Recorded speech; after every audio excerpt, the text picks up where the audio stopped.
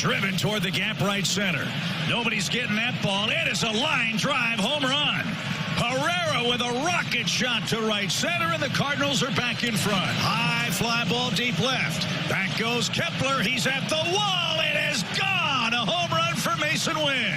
On cue, the Phillies bullpen surrenders a home run. Mason Wynn cracks one, and the Cardinals take the lead again. In the air, shallow center. Victor broke back, and Walker's going to get there. Walker comes out of nowhere to save it for the Cardinals, who win their 9th straight game. A win like that gives that group some good confidence, knowing that they can hang with anybody. Played a really good game, to your point, ran the bases well. Defense was good. And then some timely hits, some homers.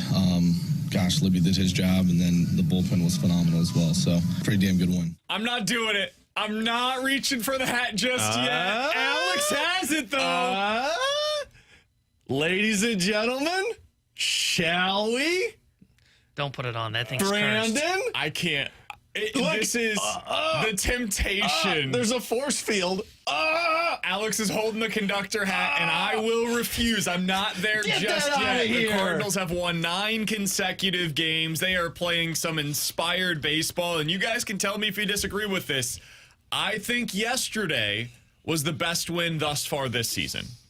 3-2 win on the road, which has been, for a lot of people, the thing that's holding you back, right? This team, yeah, they can do it at home, but can they do it on the road? Well, they just did, and they didn't just do it on the road. They did it in front of 45,000 fans in a packed ballpark in Philadelphia, where the Phillies had come in playing the best baseball of their season. I think they had won 10 of their past 13 games.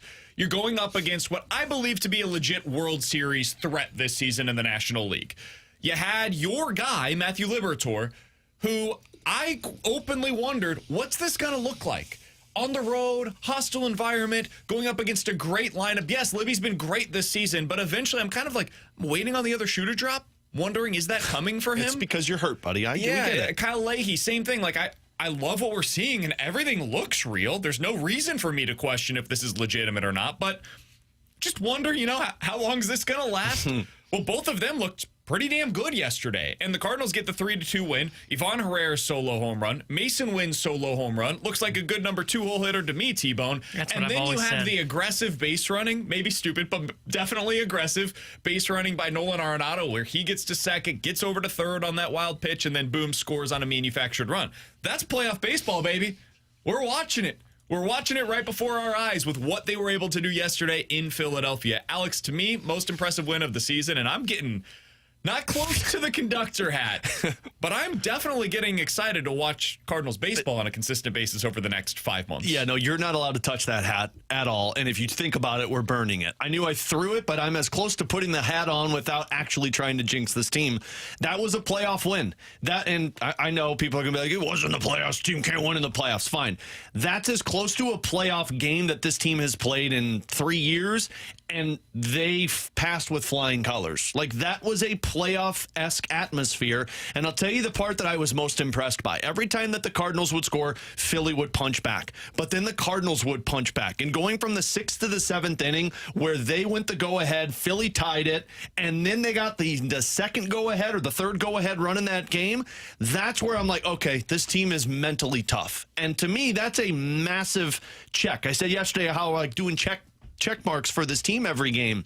That's another really big one. Like, you're mentally strong enough to handle a playoff team like the Philadelphia Phillies, who continue to find ways to tie the game, and yet you keep pushing back and coming up with the big hits. And it was very different than what the Cardinals have been offensively for most of the season. The Cardinals have been hey, we're getting a high average. We're going to put a bunch of balls in play. We're going to have a ton of hits, but a lot of them are not necessarily going to be extra bases, certainly not as many of the home run variety. Yesterday was the opposite. The Cardinals had a bunch of issues getting hits. They only had 5 in the entire game. 3 of them went for extra bases. So yesterday was about the slug, and it was about Arenado manufacturing a run for them. And by doing so, it was just enough. It was just enough. The theme, though, during this really great stretch of baseball, the 9-game winning streak, is the pitching. And that was the case yesterday as well. Libby gives you 5 1/3. You end up pulling him early because Kyle Leahy could give you multiple innings yesterday, and they wanted it set up that way. Kyle Leahy goes out there and was unbelievable against some of the best hitters that you'll see in baseball this year. Leahy just mowed him down. it was really kind of incredible to watch. And then they go to JoJo. He gets his lane out of there. And then you close things out with Ryan Helsley, who looked really damn good yesterday. So it was all about the pitching. You allowed 2 runs against that Phillies team. Kudos, man. Hey, we're not throwing a parade or anything, but this is fun. Yeah. This is what it was supposed to be this season. You're getting good return on the young players, and you're seeing some positive returns from guys that are having bounce-back seasons as well. T-Bone, what do you make of it? I'm really impressed with what they've been doing. And it goes to what we were talking about 2 weeks ago of, boy, I see a lot of the young guys, and I like what I'm seeing, yet the team result's not there. And it is now flipped to where it is, hey, a lot of the young guys are performing. Libby plays well. Mason Wynn comes up with the big home run, the best 2-hole hitter I've ever seen. And then you've got Hold on, we're not going to the gloss team over results that are there for the St. Louis Cardinals as well. And the other thing, to Alex's point of, like, man, they punch back. Man, they've got guys that are coming up in clutch, too, right now. And what I mean by that is you've got Herrera who hits the homer. You got Wynn that homers. You've also got Contreras, who, by the way, makes the diving play at a new position in first base that prevents runs from scoring. By the way. Yeah, he's 2 outs above average so far this year, which is impressive. I love what we're seeing. Then you got Leahy, who looks like a dude who comes out of the bullpen. And by the way, credit to Ali Marmol. That was the kind of game we saw him manage. Not I'm saying that he hasn't done this in 23 and 24. That's the kind of game we saw him manage back in 2022, which was, hey, here's Kyle Leahy. I'm begging you to bring in your lefties because I want to be the one that dictates the terms of the way that this game's going to go. And that's exactly what Ali Marmol did yesterday, forcing them to bring in the lefties in the 6th inning, saying, well, okay, who cares? Kyle Leahy's great against those. Now we've got that lane for JoJo. Boom, we set this thing up perfectly to get to Ryan Helsley. They have been very impressive over this 9-game winning streak. I find it very impressive when a team can find a way to stop a snowball in game. And that's what the Cardinals did last night. I mean, because the Nolan Arenado, I don't know if they labeled it an error or misplay, but when the Philly scored that run and Arenado wasn't able to make the play at third base, I'm thinking, all right, this could be something that breaks the team. And then it's like if you lose the game after a winning streak, what happens from there? And then that's when they punched back. And then, like you mentioned, when they go to their bullpen, when Libby wasn't able to get through that inning and Leahy was able to get out of it clean and then hold on to that lead, man, that's 2 separate occasions to where they were able to stop a snowball from piling on top of them. And that's the type of wins that a team can look at themselves and say, yeah, it's going to be tough for us to lose. 314-399-9646 is the Air Comfort Service text line to get involved in the show. The YouTube chat is off and running today at youtube.com/101 ESPN STL. Alex, you love your runners and scoring position numbers, right? RISPECT. What does it mean to me? The Cardinals are 9th in Major League Baseball with a .268 average with runners in scoring position so far this season. If you want to look at some of the nerdier numbers, OPS plus, they are 7th in baseball, 15% above league average in those situations. It goes beyond just that, though.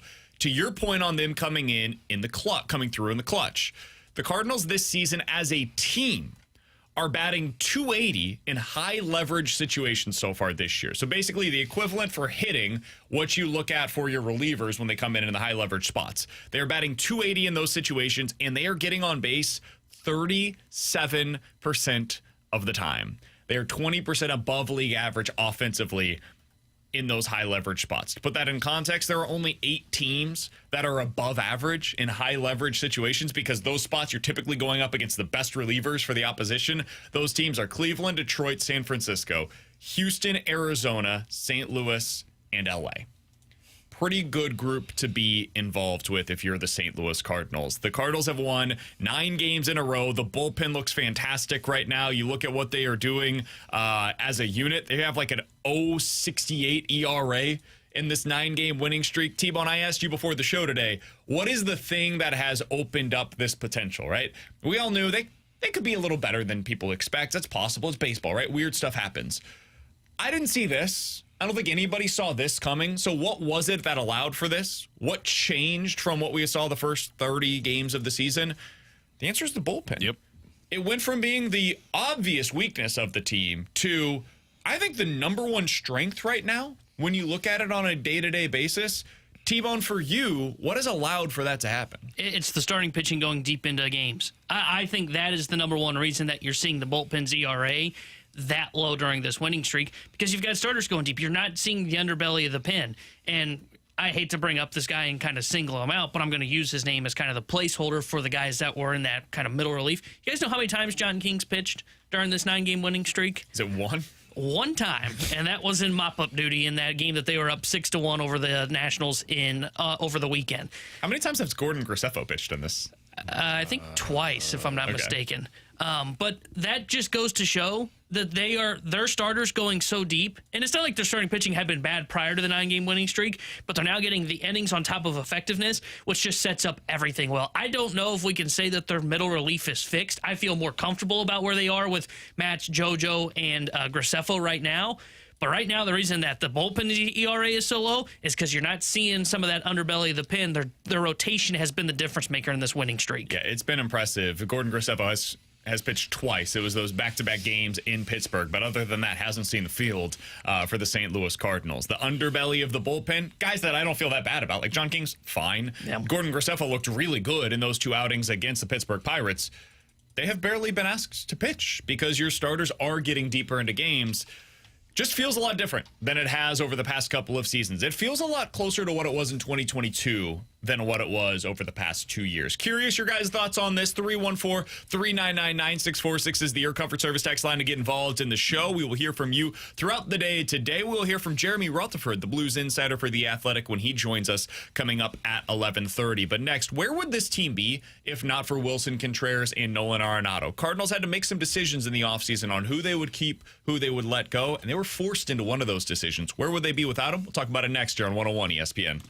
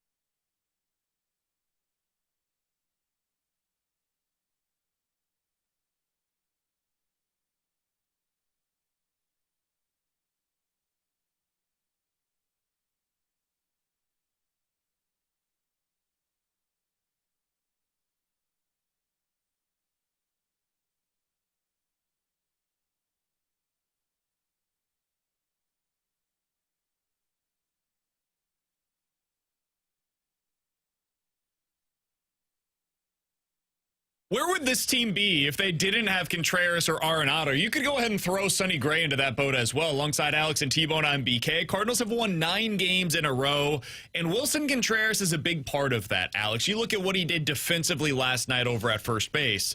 Just really impressive plays that he's able to make defensively. But beyond that, dude, since the first, 2 weeks of the season, he's been one of the hottest hitters in baseball. And Nolan Arenado, well, this is not the guy that the Cardinals thought they were trading for. When they gave him that, they didn't give him. They acquired the massive contract that he was already on. This is not the production they necessarily anticipated getting in 2025. However, he's still an above-average hitter right now, and he's not hitting for the power that he once did, but he's a productive big leaguer. Good defense despite a misplay, and solid at the plate.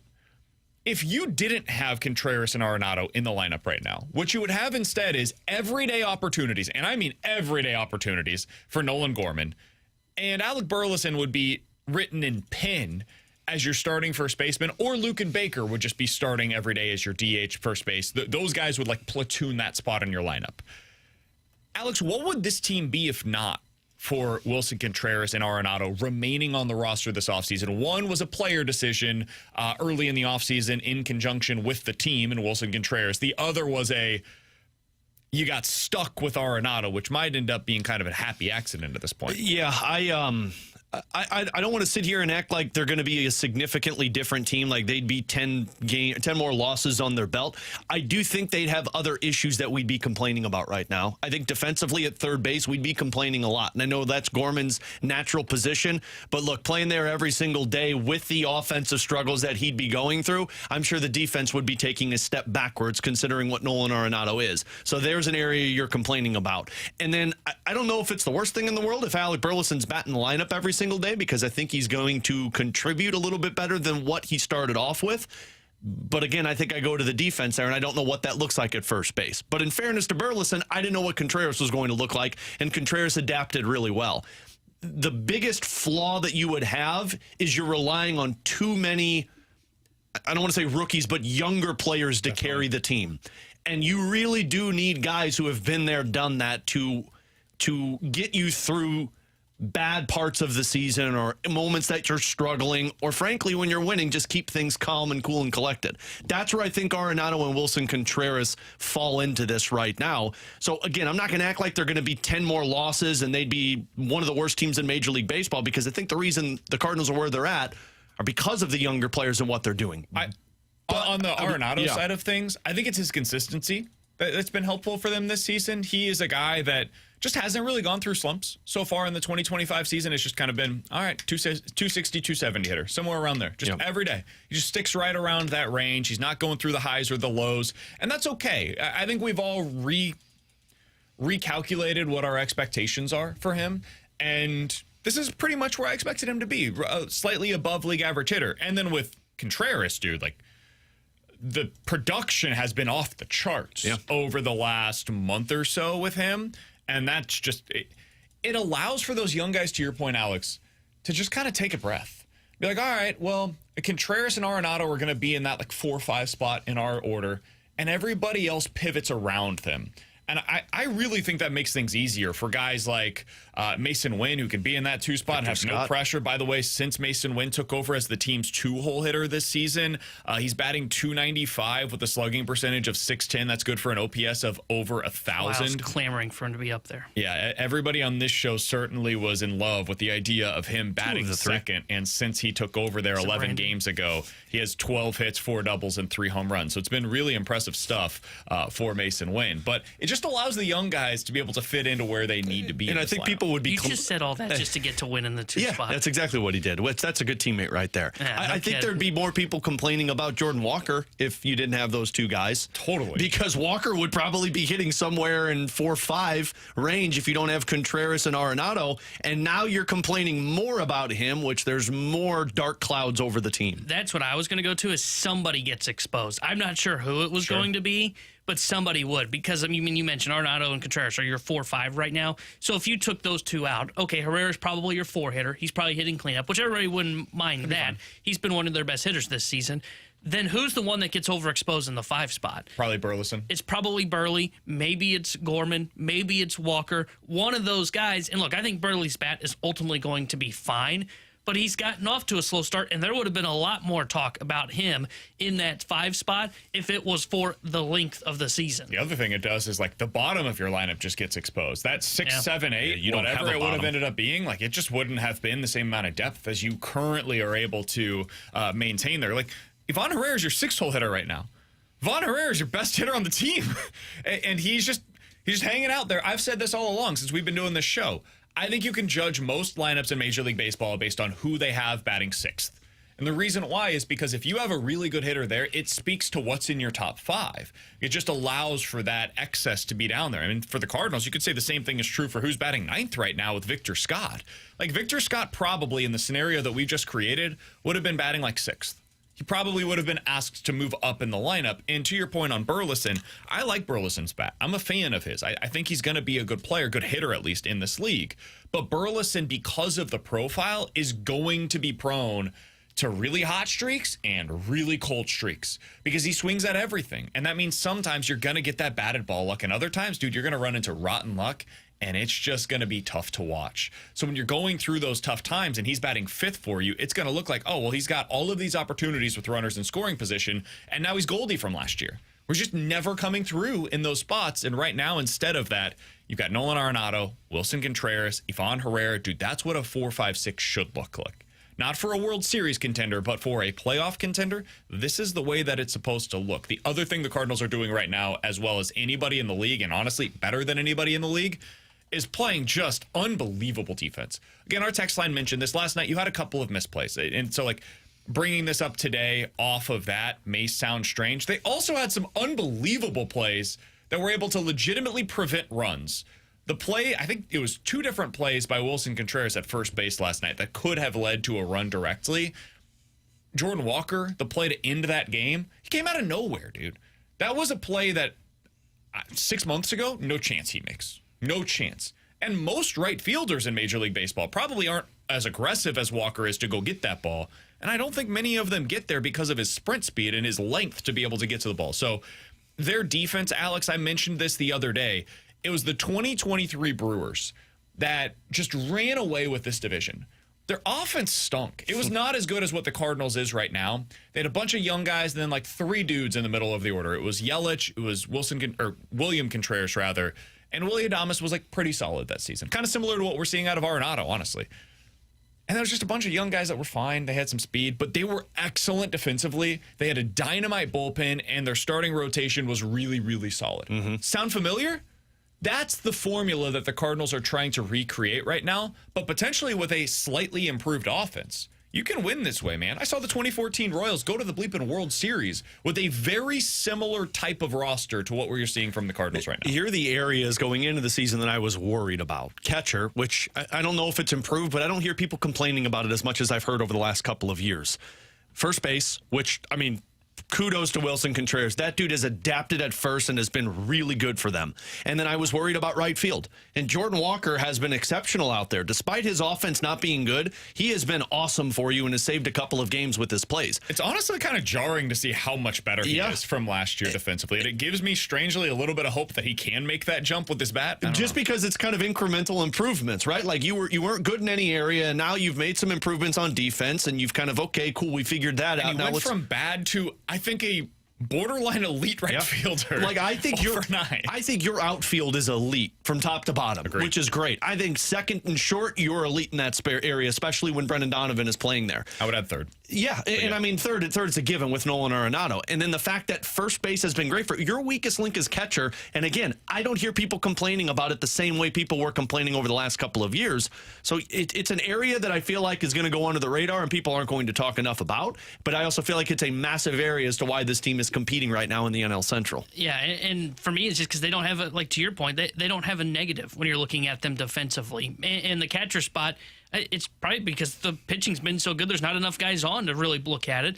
I think when you look at them defensively, yeah, the Brewers are the perfect example of this from that 2023 team. Look, their pitching was good. It was lifted up by their defense. And I think you're seeing some of that. It reminds me a lot of what the 21 Cardinals were, right? Nobody really believed in what John Lester and Jay Happ were going to be for that team when they were brought in. But they were able to have their numbers lifted up because they were an incredible defensive team. And that's kind of what the Cardinals look like right now.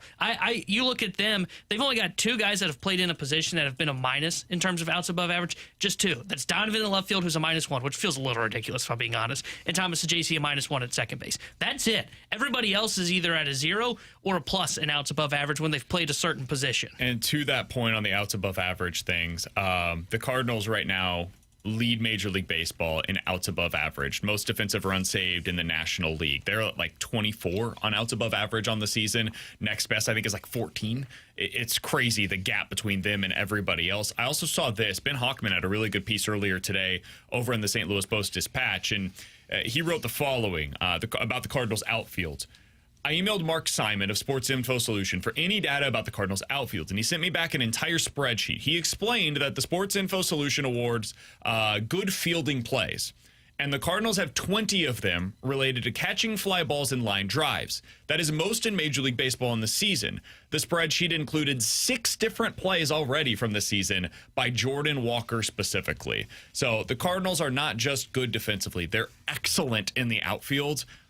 Best team in baseball in terms of the good fielding plays according to a place that tracks it. And that's not like some random analytic. This is a site that uses, like, they are watching the games and then they will grade the plays individually, and based on that, that's the way that they're able to do some of their numbers. So good stuff there from Ben Hochman in his piece earlier today about the Cardinals defense. Coming up in 15 minutes, we'll get into questions and answers. 314-399-9646 is the Air Comfort Service text line to get involved in the show. But next, Jeremy Rutherford, Blues insider for The Athletic. He wrote his grades earlier today, Alex, for all the Blues forwards. We'll dive into that with him. And we want to ask him a couple of questions about potential free agents. There's a new name that we want to bring up for discussion, Alex, offensively in terms of the forward group, and also defensively. We'll get into that with JR when he joins us in studio next here on 101 ESPN.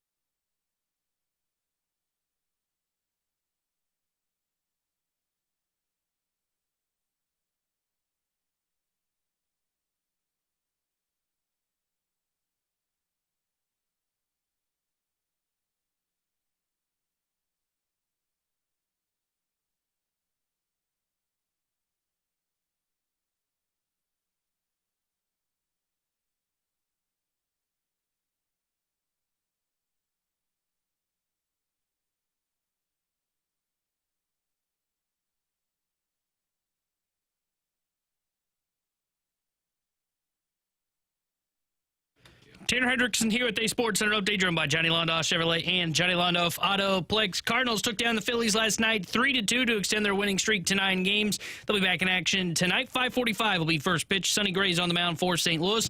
Jesus Luzardo will get the start for Philadelphia. The Sports Center update is driven by Johnny Londoff Chevrolet and Johnny Londoff Autoplex. StevenLondoff.com. Chevy, together we drive. Are you kidding me?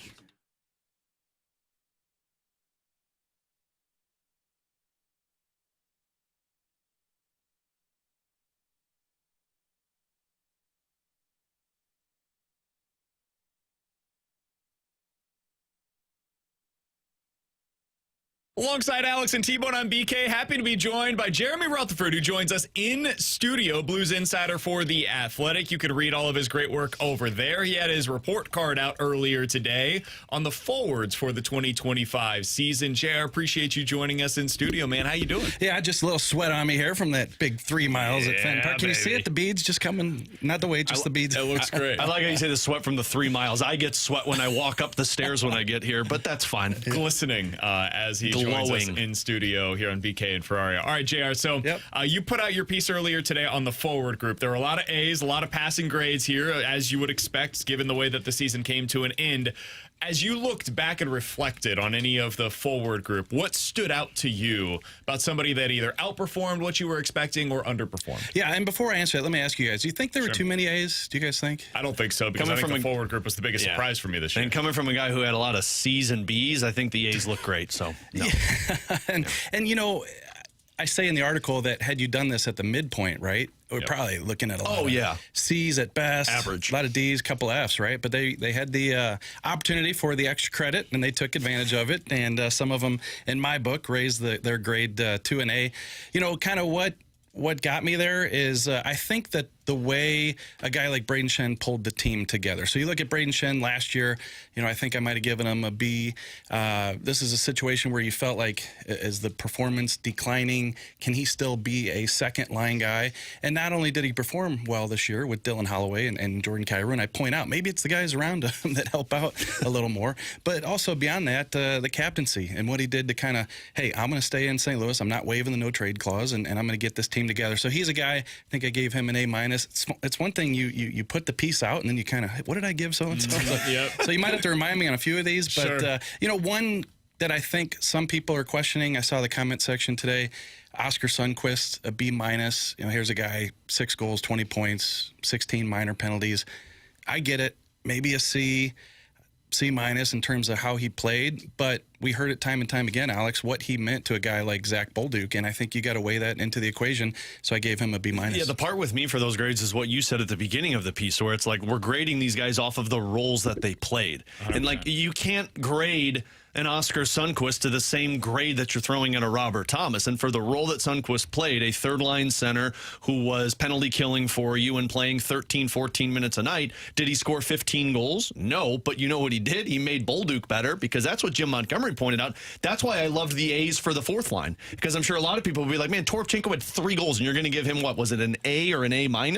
Yeah, because that fourth line was an identity line that they went to every single shift that got them to the playoffs. So I thought it was important to grade on the positions that they were in, which is why I loved the grades. Yeah, you definitely have to do that. By the way. B plus for Toropchenko, but I gave to me that's an A plus. That wasn't your grade, but I gave an A plus to Nathan Walker, and then Foxa, I believe, deserved an A. Not only the fourth line work, but the PK work, the face-offs. Radek Foxa 57%. So bottom line, I think a lot of these guys turn the grades around. You can see the rest of the grades on the piece, but you know, just giving out a little more here. Pavel Buchnevich, I gave him a C. I felt like you need more from him. Granted, you started out at center. They did move him to wing, but even after he went to the wing, he was sitting on 11 goals and 30-some-odd points after 50-plus games. They need to get him back to being that 30-goal, 60-point winger. And Brandon Saad, the lowest grade on the Blues forwards, which I think you should have graded it on a curve. Gets at least a D-, D+, because he got the Blues out of that contract. I would say A+. A+ for that. And some people might say as a writer, you do think about this. Some people might say, okay, guys out of town play over a different team. You're not going to cross paths with them in the hallway. No, this is a guy who didn't look engaged the entire season and did not produce for this team. And for a guy who's won a couple cups, there's no chance that you put yourself in a position to get waived, and he did that. All right, JR, let's talk about the offseason, because you mentioned Sonny, right? 20 points, third line center. That's a spot I would imagine the Blues are looking to upgrade going into this offseason in some way, shape, or form if they can. You look towards free agency because that's the clearest path to be able to get something done. It's just money. You don't have to give up any of your own assets internally. The guy that Blues fans have circled already on the chart, Sam Bennett. Sam Bennett is 28, 29 years old. He's coming off of a couple of really good seasons, productive seasons, and we've all seen what he's done as a playoff performer. He plays the style that's certainly going to speak to the hearts of Blues fans. To a T, right? I totally understand how the Blues could get themselves there. But 29 years old, 7-year deal, probably potentially on the market. It's going to cost a lot of money for a guy that produces typically 40 to 50 points. So I wanted to ask you about the alternatives that exist on the market. They're older, but they're also more productive offensively. The two guys that stand out are John Tavares, 34 years old with Toronto Maple Leafs, projection over on Daily Faceoff, 3 years, $8 million per season. Basically the same projection, 3 years, $7 million per season for Brock Nelson, formerly of the Islanders, now with the Colorado Avalanche. JR, when you think about the possibility of the Blues trying to upgrade down the middle and you think about those two different lanes that you could go down, Sam Bennett or older veteran center that is a little more productive offensively but doesn't provide that same amount of physicality, how do you square those two things? What direction do you think would be better for the Blues? Well, obviously, a guy like Bennett, that'd be shooting for the stars, right? And I think he's going to get paid, even though he isn't the point producer, goal scorer that the other two you mentioned are. He's a guy who's done it, and he's gotten it done the past couple of years. So I think he's going to get paid, whether he stays in Florida or he goes elsewhere. The other two guys, I could see, the Blues have an interest in. Even Doug said the other day, hey, look, there's going to be UFAs out there that we like. I think it's a decent market. The question I have is, how do you view Braden Shen? And if you're going out and signing a guy, is he replacing Braden Shen next year, and is he kind of a placeholder until Dvorsky is ready? And I think those are fair questions. I think the bottom line is, however you look at that situation, Shen, Dvorsky, you have to bring in a center because of Oskar Sundqvist on that third line. You just need more depth down the middle. So if it's Shen playing second line, or it's Tavares coming in and playing second line, or Brock Nelson, and Shen shifts down to the third line, that makes your team so much better. And I like Oskar Sundqvist. Like I said in the piece today, he gives all he's got, but at this stage of his career with the injuries he's had, sometimes all of it isn't enough. And I could see Oskar Sundqvist being a guy who plays more on the wing next year. And you'd like to say maybe bump him down to fourth line, but how do you do that with all the chemistry on that WTH line, right? And some people have said, well, if Fox leaves, you put Sundqvist in the middle on the fourth line. I guess you could do that too, as long as you're bringing in one of the guys that you mentioned. But the biggest thing is, are those guys going to want 4, 5, 6, 7, 8 years? And I don't think you can get yourself involved in that necessarily when you like Dvorsky's upside to be that guy. Sorry, go ahead, BK. If it was 3 years for one of those two older centers versus, let's call it 7, right, for Sam Bennett, and it's similar money, somewhere around $7 to $8 million for any of those above players. Do you have a preference? Like, if JR was in charge of the Blues and I said, you have to go make one of these 3 signings, they're all willing to come here, which is very much an unknown. Would you have a preference on Tavares, Nelson, or Bennett? Well, I like Bennett. I mean, he just brings so much. Even with the years. He brings that blue style. Well, if you're keeping it to the 3 years is what you said, right? Oh, sorry. For Bennett, it's more 7. for him. Okay, I thought we were apples to apples. I apologize. Yeah. Bennett, it's 7 most likely because of the age, whereas the other two veteran, older guys are probably more in that 3-year range. Right. And to add on to that, the only thing that our pushback with Bennett is, JR, is it just feels like he's a lot like Shen. Yeah. It seems like you're signing a Braden Shen, and the whole goal Which is isn't inherently a bad thing. No, not a bad thing. Yeah. But the whole goal of this is we're saying, well, Shen should be a third line center. But if you go out there and you sign another Shen, right, aren't you in the same position that you're in right now? Yeah, similar situation, similar players. But if you have one at number 2 and one at number 3, I think you're in real good shape. So I like that player. I just like what he brings in addition to some scoring. But if I'm the Blues and Bennett, we're talking 7 years, even though he's younger, I don't know that you take that on. It depends what that AAV is going to be. But I like the other two that you mentioned, and I could see them, taking less term. You're looking at 3-4 years.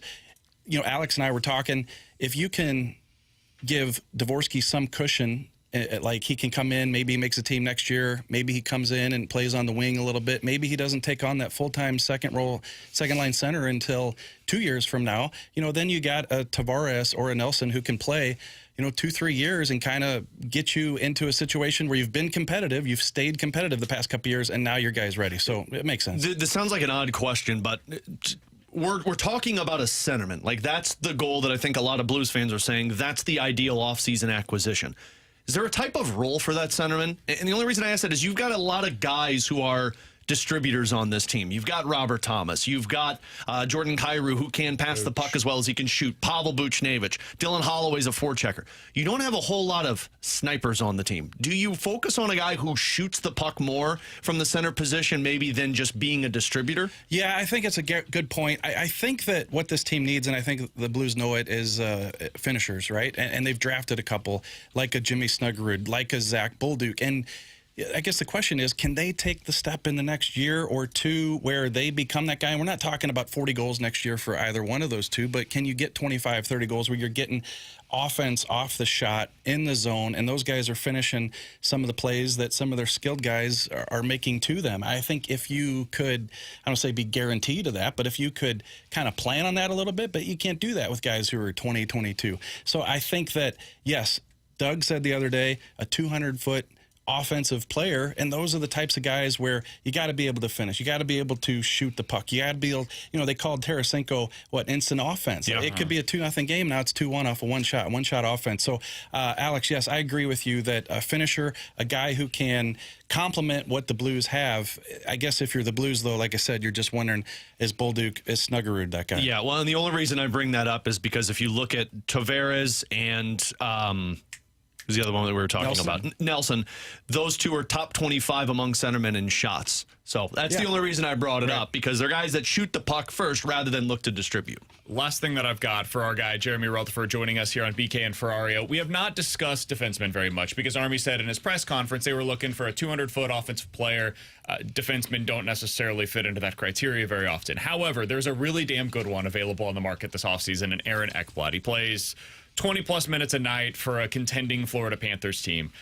JR, is there any scenario where you think the big splash move for the Blues offseason is actually not a forward, but ends up potentially becoming a right-handed defenseman that slots in behind Parayko? I think you always have to pivot if you're Doug, and he's done a good job of that over the years. He can set his mind on a forward, and he can say, I want that 200-foot offensive guy, but if he's not available or, like he said, signs with his current team and doesn't hit the UFA market, then they have to pivot. Maybe they wait a year on that, and they look at the D. The one thing is you go back to the top 4D, and what did Doug Armstrong said? He said, hey, our top four is set, ... for now. Just threw that in at the end. Yeah, and I think you got to look at, he's thinking Parayko's here long term. He's thinking Fowler's here, and hoping to sign another contract is what it sounds, with that group. And then also you have Philip Broberg, who you hope to get signed and be here long term. So when he says for now, you kind of look at Justin Falk as kind of the guy who they would replace if they could. But that's been the biggest thing, BK, is the past couple of years, I felt like Doug Armstrong has looked at that defensive situation and just been handcuffed and said, okay, one more year till they have a modified no trade, and then maybe I'll be able to explore a trade that situation. Okay, if that doesn't work, then a couple more years until these contracts are expired. I feel like they're just biding their time until they can get to a situation where those contracts are movable. And in the meantime, can you acquire an Ekblad and give him big money and push Falk down to a third-line right winger? You could, but I guess it depends what happens with that forward pursuit. I like this one for the text line. They just said, get your second-round draft pick back and offer sheet Matthew Nyes. There you go. Why not? Everything's good to go. Yeah, we're good to go. Do you think Leddy's contract is movable this offseason? $4 million left with 1 year.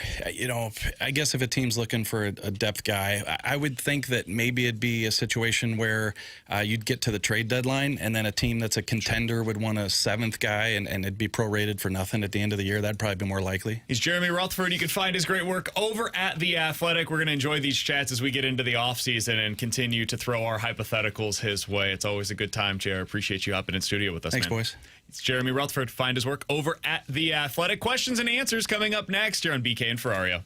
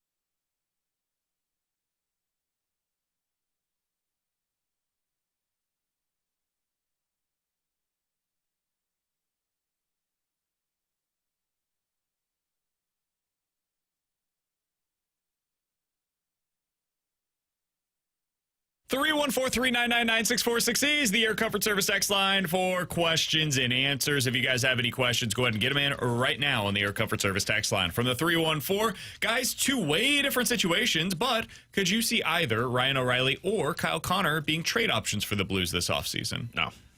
You don't see trades in the division happen very often.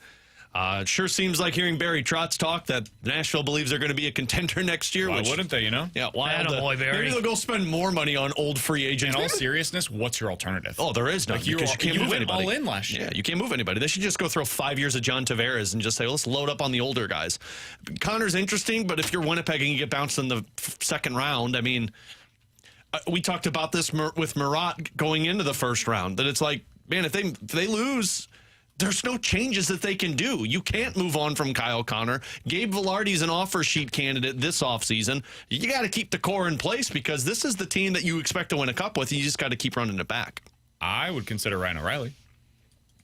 If we're talking about Sam Bennett, he's definitely not a second-line center for you. Ryan O'Reilly? Yeah. That's fine. I put him as a third-line center. 2 years, $4.5 a year. That's a perfectly reasonable contract for Ryan O'Reilly at this point in his career. If you don't have to give up much for O'Reilly, and that's the deal, and he could be a placeholder for Dvorsky, again, I'd be fine with that. I'd have no problem with it. It wouldn't be my number one preferred destination this offseason, but if Bennett re-signs with Florida, Nelson and Tavares aren't options for you here in St. Louis. Yeah, I could totally see Ryan O'Reilly being the preferred route for them. Yeah, I mean, I don't mind it. I think you're still going to be complaining. Not you, but I think Blues fans are still going to be disappointed because they don't have that number 2 centerman. I'd be fine with it because he's a perfect person to play with Dalibor Dvorsky on the wing. And for right now, I don't think Dvorsky's going to impact the team next year much. I think next year the plan is for Bolduc and Neighbors to be those third-line wingers, and I think they'd be fine with him. I think that'd be a really good third line. Yeah. I just don't know yet with Dvorsky. I mean, I didn't think Robert Thomas was going to impact that team in his first year, and he found a way to. Play? I mean, who's he playing over? You don't know. I would be my personal opinion as of today. I was also surprised by the Victor Scott thing. So anything can happen in camp. Who knows where this ends up going? But as of today, I'd be really surprised if Dalibor Dvorsky enters opening night on the NHL roster. You also don't know if all of these wingers are going to be back next year. Totally. That's the part that happens. That's the part that could open it up. I mean, I'm with you. My gut, if you're telling me the season starts today, this is your roster, and you're only fixing the center, Dvorsky's going to be starting at center, first line for the AHL next year. Totally. But if he outplays a Bolduc in camp or if he outplays a Neighbors in camp, I can see him putting him on this roster and saying, hey, he's going to be in the lineup. All right, from the 314, guys, do you think that there's any scenario where Ollie Marmol is the manager of the Cardinals next year? Yeah. He's got a contract, doesn't he? I thought that text, the way he started to read that, was going to say he's not the manager. Yeah, I think there is definitely a scenario where Ollie is the manager next year. I think he's kind of managing for his job right now. And I don't know that that's necessarily he's managing to win, and that's the only way he can keep his job. But I think he's developing relationships with Chaim Bloom, and they'll find out if this is a good direction for both of them. I think there's a scenario. I think a fair statement, though, is the other side of that coin. Is there any scenario that he's not the manager next year? And I do see a scenario of that. Yeah, I think he'd be open about that. I think he'd tell you the same thing. Yeah, right now, I'd say he's the manager of the Cardinals for 2026. I think there was a fair question when they got off to that rough start, especially on the road where they went, 1-6 to start off on the road this year. I thought there was a fair question of, okay, well, if this is another losing season and it is bad, would Chaim make a change? Just because if you're going to sell a fresh start for Cardinals baseball under Chaim Bloom, you almost have to sell a fresh start with a new manager. I think Ollie's doing an incredible job. I think right now he's going to be one of the leaders in the clubhouse for manager of the year. I agree. 314-399-9646 is the Air Comfort Service text line for questions and answers. From the 636, guys, favorite restaurants and things to do around St. Louis. Is this where I'm supposed to say go up in the arch? I mean, you can say whatever. The zoo. The zoo's awesome, by the way. Favorite restaurant, Favaz's is always my go-to, especially this time of the year. This is patio season, and they've got an incredible patio. You could pick any spot on the hill in terms of restaurants for me, and I'm going to find myself there. Right now, it's probably the zoo. This is zoo season for me. Dude, we spend a lot of time at the zoo. Get to take the girls, and, it's one of those things where you can let the girls run, and not lose them. Yeah. And that is massive for us right now. Open space with kids, like parks. That's honestly one of my favorite things about St. Louis is the number of parks that there are here. And some really good ones. We live out in St. Charles, where the county has just ridiculous park offerings available to us. So that's a big one. Again, since I'm in St. Charles, we go to a bakery most weeks called Sucrose, which is absolutely incredible. Speaking of bakeries, Nathaniel Reed is also another one in town that is just tremendous. There are incredible breweries in the area. Heavy Riff is one of my favorite. Modern is doing just ridiculous stuff right now. Side projects, fantastic. We go to Good News all the time because of their patio. Again, to Alex's point on, there's an area for kids. That Four Hands, it's out in Chesterfield if you're in that direction. They've got the massive outdoor space where you can go hang out with the family, especially on like a Saturday afternoon. Just watch the Cards game that's up. There's a bunch of great things going on. Introduced me to a coffee place, 7 Brew. Oh, yeah. Oh, man. That's a chain, man. No, it's not, is it? Yeah, I 7 thought it Brew was is a just the chain. St. Louis area. I've never heard of it I before. thought it was only St. Louis. I've never heard of it before. I'll believe you if it's not freaking a incredible. chain. You like 7 Brew, huh? It was so good. I would God, say did you hear the little like Tony judgment? No, you like 7 Brew, huh? No, it's super popular. I don't like sweet coffee, and they primarily do like they're known for their sweet stuff. So it does not appeal to me. Everybody can like whatever they like, right? Like I like certain beers that T-Bone does not like. that is true. There's some people like coffees that I don't like. I like. Oh, yeah, it is a just chain. Plain black coffee is my preferred. Right? I did not know that. Yeah, boy, when you guys were talking about the whole like let the kids run, I'm just sitting here going, yeah, mine's the breweries. No, mine's a little bit different just because it's the Sure. wow, I love this all the true? different selection. You guys like, I love the outdoors. Travis Kelce owns a piece of 7 Brew? I had no idea about that. That I did not know. I really am a Chiefs fan. I never knew this. I still hate Patrick Mahomes. It's weird how this works. All right, 314-399-9646 is the Air Comfort Service text line for questions and answers. Now that you've found, what's your favorite chain of any kind?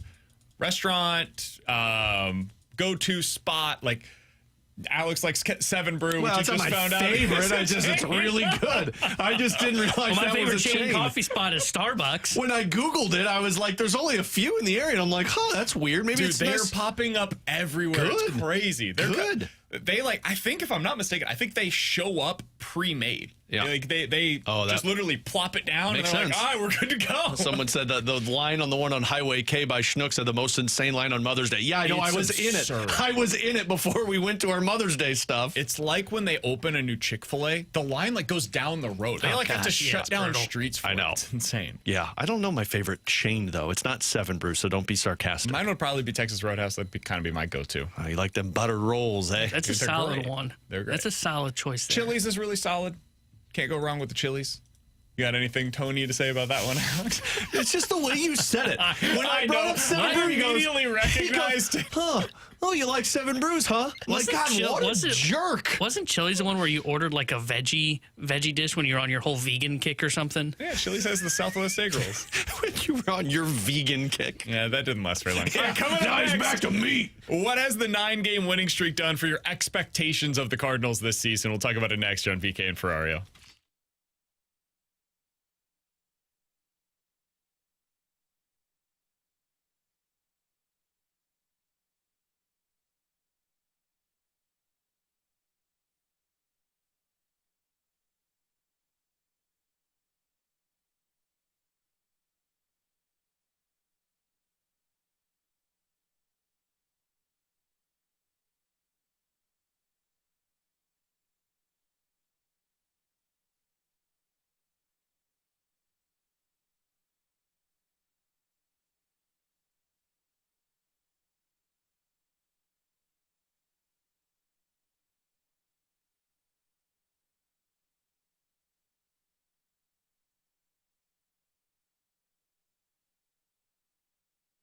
Alex Ferrario with you to tell you about my friends out at Classic Air Care, taking care of your HVAC system. They've been making people comfortable since 1926, and I speak so highly of them because my family's been using them for as long as I can remember. My dad's been using them for his HVAC system, and I've been using them since we purchased a home back in 2016, and it's because of the knowledgeable technicians. You get them to come out. You get the timely scheduling as well because they've got tons of technicians in the area that are helped to service whatever needs you have for your HVAC system. But don't listen to me. Check out the thousands of positive reviews over on Google+. They got a 5-star rating over there, like this one from Derek. Classic Air Care took great care of us and even showed us a few things to watch out for with our HVAC system. Frank, the technician, was the best, super friendly, highly recommend them, have already rescheduled our maintenance agreement for next time around. So Derek, like many others, are using Classic Air Care. Give them a call today. Check out that maintenance agreement to keep your HVAC system up and running.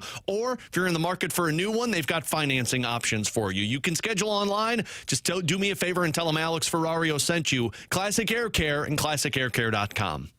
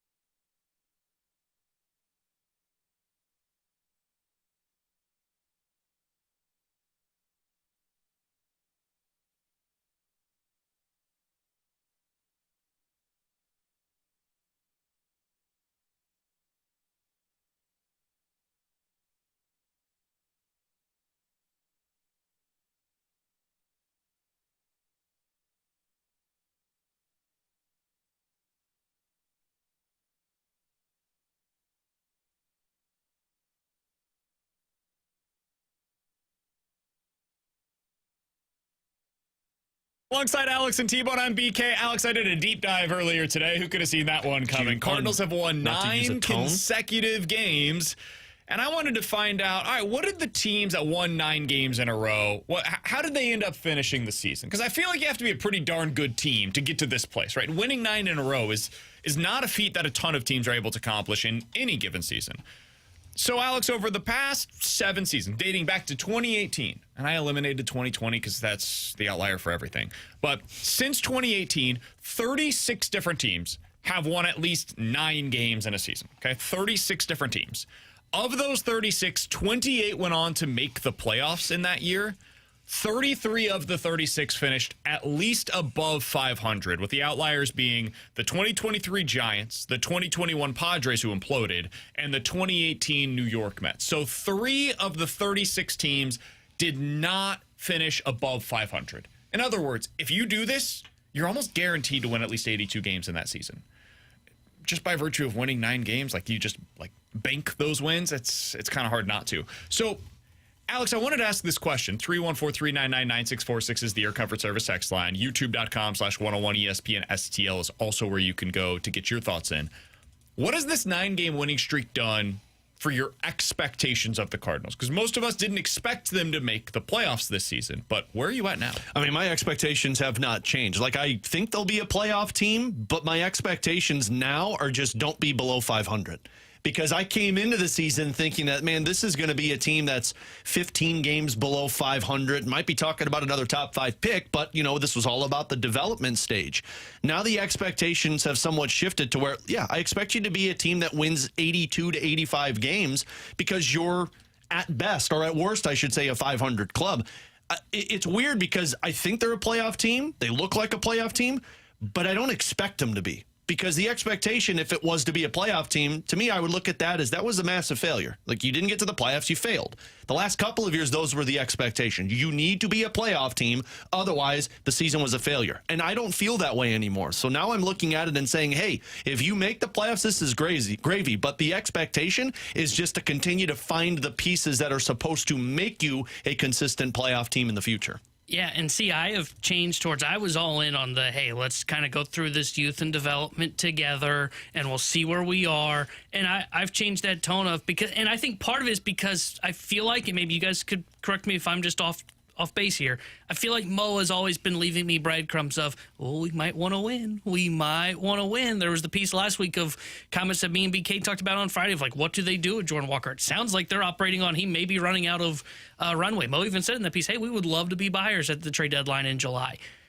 I'm pivoting towards, I'm done with the, okay, it's about youth and development now. I'm judging this team on, okay, how do they get to the playoffs? I mean, you just read off those teams that go on 9-game winning streaks. A lot of them end up becoming playoff teams. Most of them. So I don't view this as a fluke. I view this as, okay, you should starting to pivot from this, hey, we're going to kind of sit the fence, we're going to lean towards development to, okay, now it is time to go. It is now time to start operating as if we are trying to get to the playoffs. So that's how this 9-game winning streak is changing for me. I am no longer developing on, let's talk about runway, let's talk about what the young guys look like. No, man, it is, okay, how do you get yourself to the playoffs? And then that way you can really start to bring fans back into the stands. Yeah, it's about 80% of the teams that go on a 9-game winning streak end up making it to the postseason. So 1 out of every 5 doesn't, but 4 out of those 5 do make it to the playoffs. So then let me ask you this, T-Bone. They missed the playoffs at the end of this season. They miss it by 4 games. They're 4 games back of the team that gets the playoffs. Is that a failure of a season? I don't think it's a failure. I do think it's disappointing.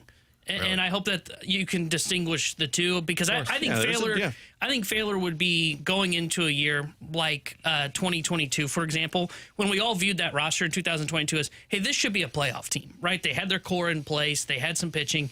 That was a, hey, you should win the division to make the playoffs. If you missed then it would have been a failure. For me, because the expectations early on were not a playoff team. In fact, I said it on the Redbird Report. I thought they were like a 73-win team.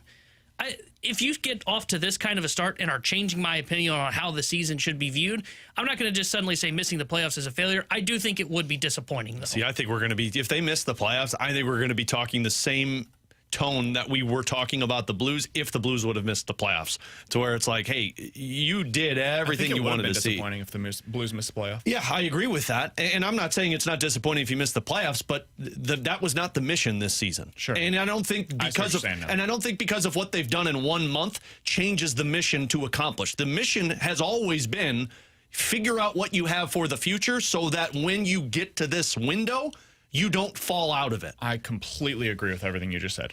Totally agree with that.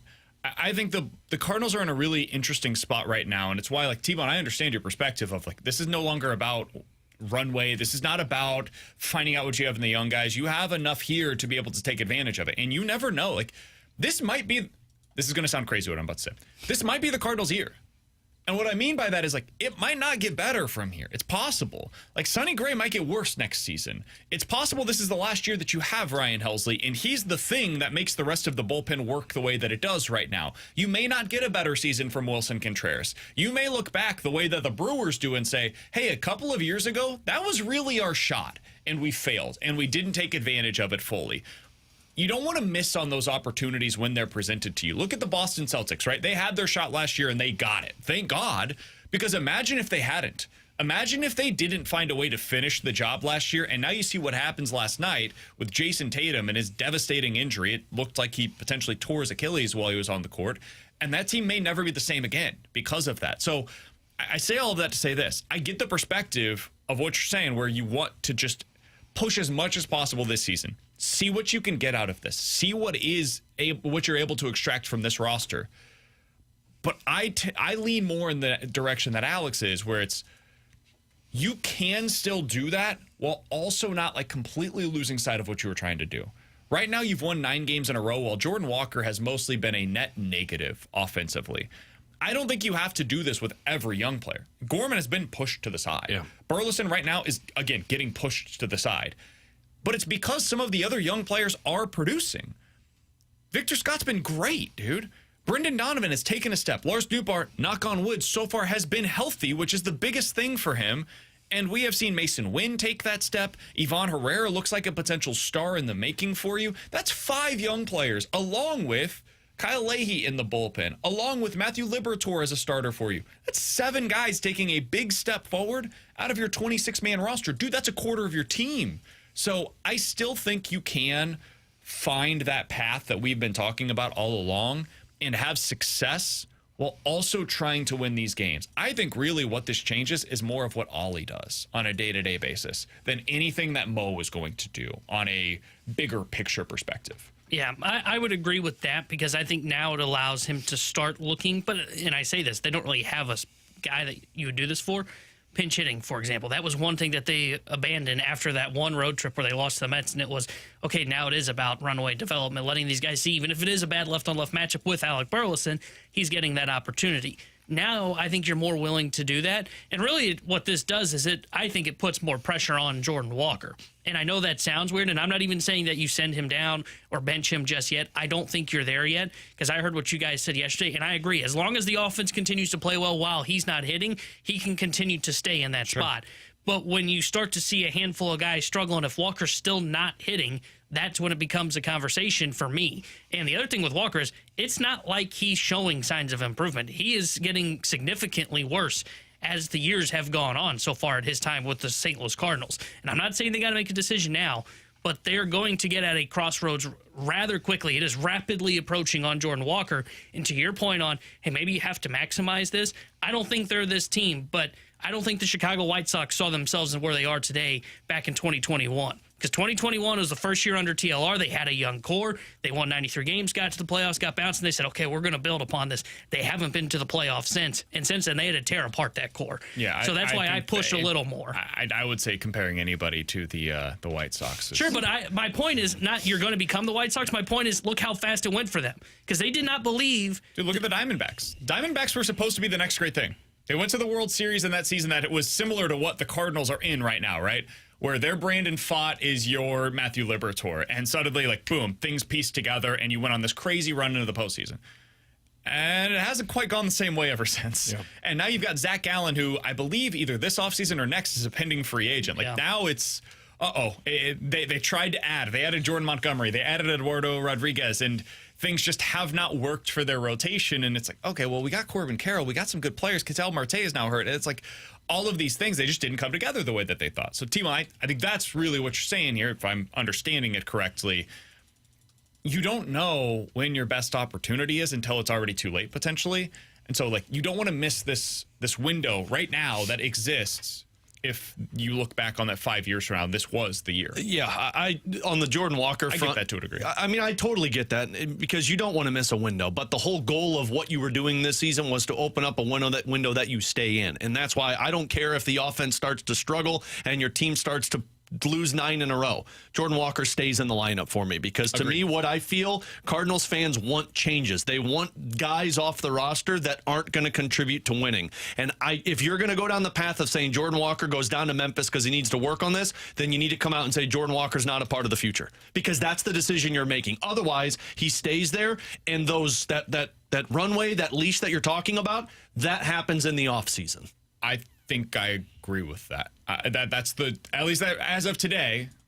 Things can change 3 weeks from now. We'll see what ends up happening. But as of today, I would just stick with Jordan Walker and see what he's capable of. I do think somebody on the text line made a really good point. 314-399-9646 is the Air Comfort Service text line to get involved in the show. Somebody said, guys, what do you make of the fact that the guys that we were expecting to be the next stars of the team have struggled, and yet the team is still having success? I want to get into that and one of the players that's making that possible coming up next year on BK and Ferrario.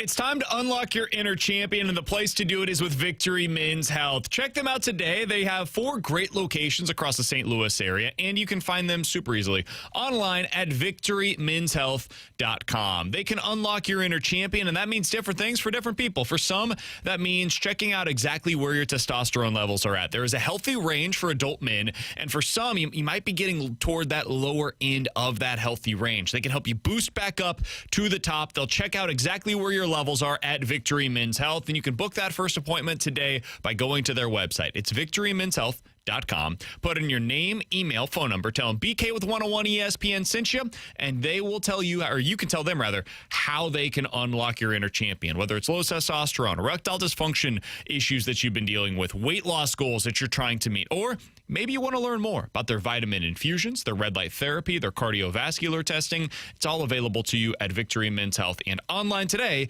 at victorymenshealth.com.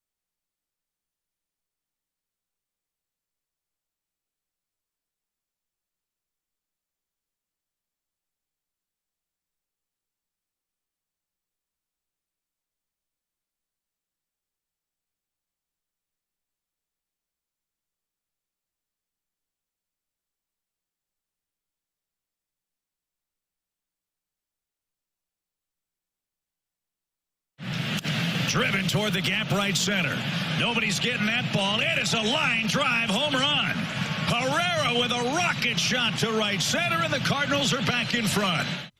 Alongside Alex and T-Bone, I'm BK. Ivan Herrera came back and has really not missed a beat. He's been unbelievable since his return. And this is a guy that, Alex, when you look at what he's doing right now, he's producing like a superstar. And I don't say that lightly. Since the start of last season, among players that have at least 250 plate appearances, Ivan Herrera's OPS is better than Kyle Schwarber, than Fernando Tatis Jr., than Corey Seager, than Francisco Lindor, than Jose Ramirez, than Bryce Harper, than Rafael Devers, than Mookie Betts. These are guys that you would list as legitimate superstars across Major League Baseball. Now, many of the players that I just mentioned are also elite or borderline elite defensively. So there's an all-around aspect to the game that Ivan Herrera certainly has not mastered at this point in his career. But if you're just looking at the bat, since the start of last season, he's batting .308 with a .380 on base, and he's slugging .500. That is an elite-level bat, and you can figure out where to place that into your lineup, regardless of his position defensively, even if that dude's a DH. Cool. Like you added basically your version of Yordan Alvarez. I'll take that in my lineup personally. Alex, is this what the Cardinals have been lacking? Yes. Did they finally develop the bat that we've been waiting for? Yes. Let me give you a little background on this. So my daughter last night, I'm feeding her bottle, and I stopped feeding my 9-month-old her bottle for an Ivan Herrera at bat. I can't tell you the last time I'm stopping something to watch an at-bat. But that's what Ivan Herrera has come to right now for me. Like, we're talking about a guy with the last 2 seasons, 41 points above league average in OPS plus. Like, to me, Ivan Herrera is becoming a star with entire Cardinals fans still begging for a star, which is wild to bring up. But sometimes that's how it happens. Like, you ask for stars, you want the free agents, you want the signings, you want the trades for Kyle Tucker. But the next thing you know, you get that runway for a guy that, last year he played 72 games, and this year he already dealt with his injury. So we're talking about a guy who hasn't even played over 100 games in his last 2 seasons. This is the guy that needs a runway. Yeah. And this is the guy that, look, he started as the catcher and now he's the DH. Who knows what he is in the future? But what I do know is that bat plays. And the one thing people want, because Victor Scott may not be the star for people, Mason Wynn may not be the star for people, but what checks out being the star is a solid at-bat every single time he steps to the plate. And right now, Ivan Herrera has become that, and that's another one of those pieces that you entered the season asking if you have it. You might exit the season going, dude, we've got the middle of the order bat now. Somebody on the text line said, what if Ivan Herrera is just the next JD Martinez? Like, he's got that kind of potential. That's what we're talking about here.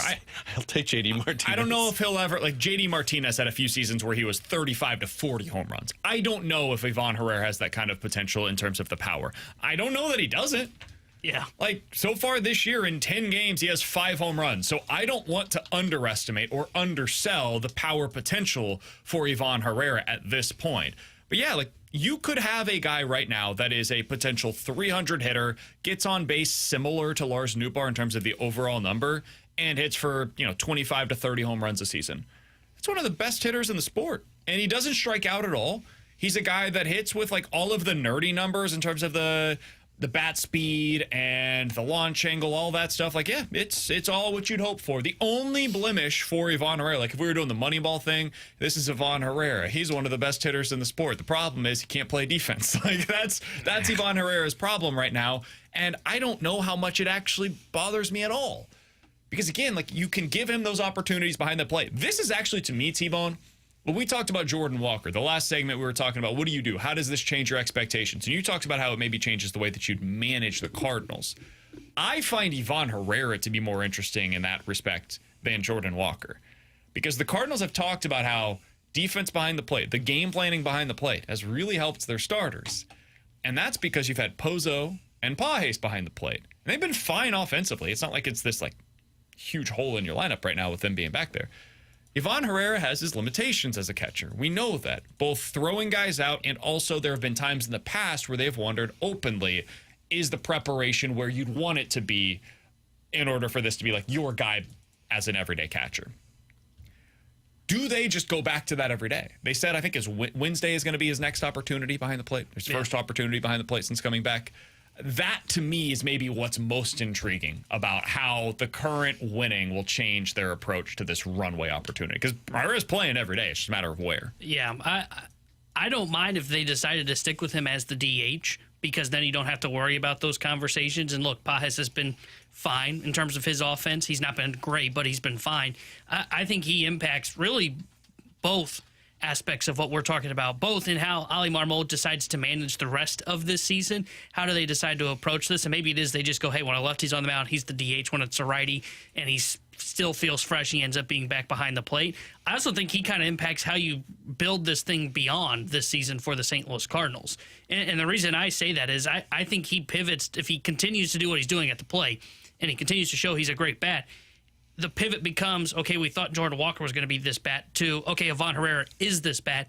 Now how do we build the rest of this lineup out around him? And same can be said probably for a Brendan Donovan if he continues to hit this way. Like, that's how I'm thinking of it in the long term. But yeah, you're right. In the short term, I would say they probably should just keep him at DH, because what is the biggest strength of this Cardinals team? Defense. And if you're going to go by that notion, we talked about the Brewers earlier in the show of, hey, can they be like what the 23 Brewers were? then yeah, I think you stick with Pages Pozo splitting time behind the plate. Herrera becomes your everyday DH. He's an interesting player, man. And to Alex, what Alex said about this is a guy that you stop to watch offensively. I haven't had many of those. No, not since Pujols, which not to put the Pujols label on him, Oh, but great. now I'm turning into John Mozeliak. But, I mean, in all reality, how many guys have you stopped what you're doing to see an at-bat? I mean, I feel like you maybe did that with, like, for one season, Tyler O'Neill. For another season, it was Arenado and Goldie.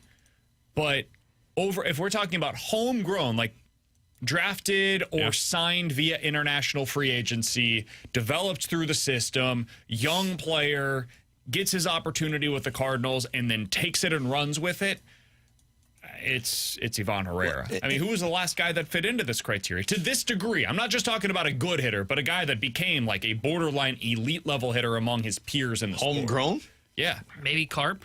I don't know if he was must-watch, though. Probably. I mean, he broke the doubles record, Yeah. so I think he fits into that criteria. Yeah, probably. I guess. But, I mean, I don't know, man. It's just something feels Tommy different. Pham, maybe for a season. Tommy Pham had that 300, 400, 500 season. Yeah, something just feels different with Herrera, though. Just the whole makeup, the approach, and it's not just one. It's not just this season. Like we saw it last year with him as well. And even his minor league numbers suggested, like, this is real. This is who he's been for his entire minor league career. And the league as well. has had time to adjust to him, and he's still making adjustments to me. And the crazy part with this, too, is what we were talking about a little bit ago of what this 9-game win streak is doing. Like, we're talking about the leash on Jordan Walker and, Nolan Gorman. Man, while we entered the season talking about two guys that were supposed to be the face of the franchise, you've slowly found three guys that are becoming the face of the franchise, which in a half of a season, you're shifting without even really needing to whatever your team. It's pretty impressive. Yeah. I mean, Mason Wynn has... T-Bone, we talked about it before the season of what is the level of concern of Mason Wynn being the next guy, right? You had Dylan Carlson, and then it was Nolan Gorman, and then it was Jordan Walker. These good first seasons, and then the second year, it's like, damn. Well, the league adjusted, and they had no adjustment back to the league. It hasn't been that for Mason Wynn. He's been really good once again this season. Victor Scott, we'll see what it looks like next year, but right now he has made that adjustment to the league. There's no doubt about that. The league adjusted to him for a little while. He went through a bit of a slump, and then boom, he got right back on it. And then Ivan Herrera would be the other guy that I would add to that list. I think Donovan is a part of that. I was just going to say, we're not even talking Donovan or Nootbaar. Lars Nootbaar is part of that core group of players. You could go to the pitching side of things, and it's Liberator and Palante. This is what 2025 was supposed to be. The Blues did this with Holloway, with Bolduc. You could say Thomas and Kyrou both took that step as young players as well. Neighbors, eventually Snuggerud, a part of that as well. The Cardinals now have their version of it. I said during the Blues season, and I got mocked and laughed at for it, I don't think they're in such different spots as organizations as people think, because the Blues were basically just like 6 months ahead.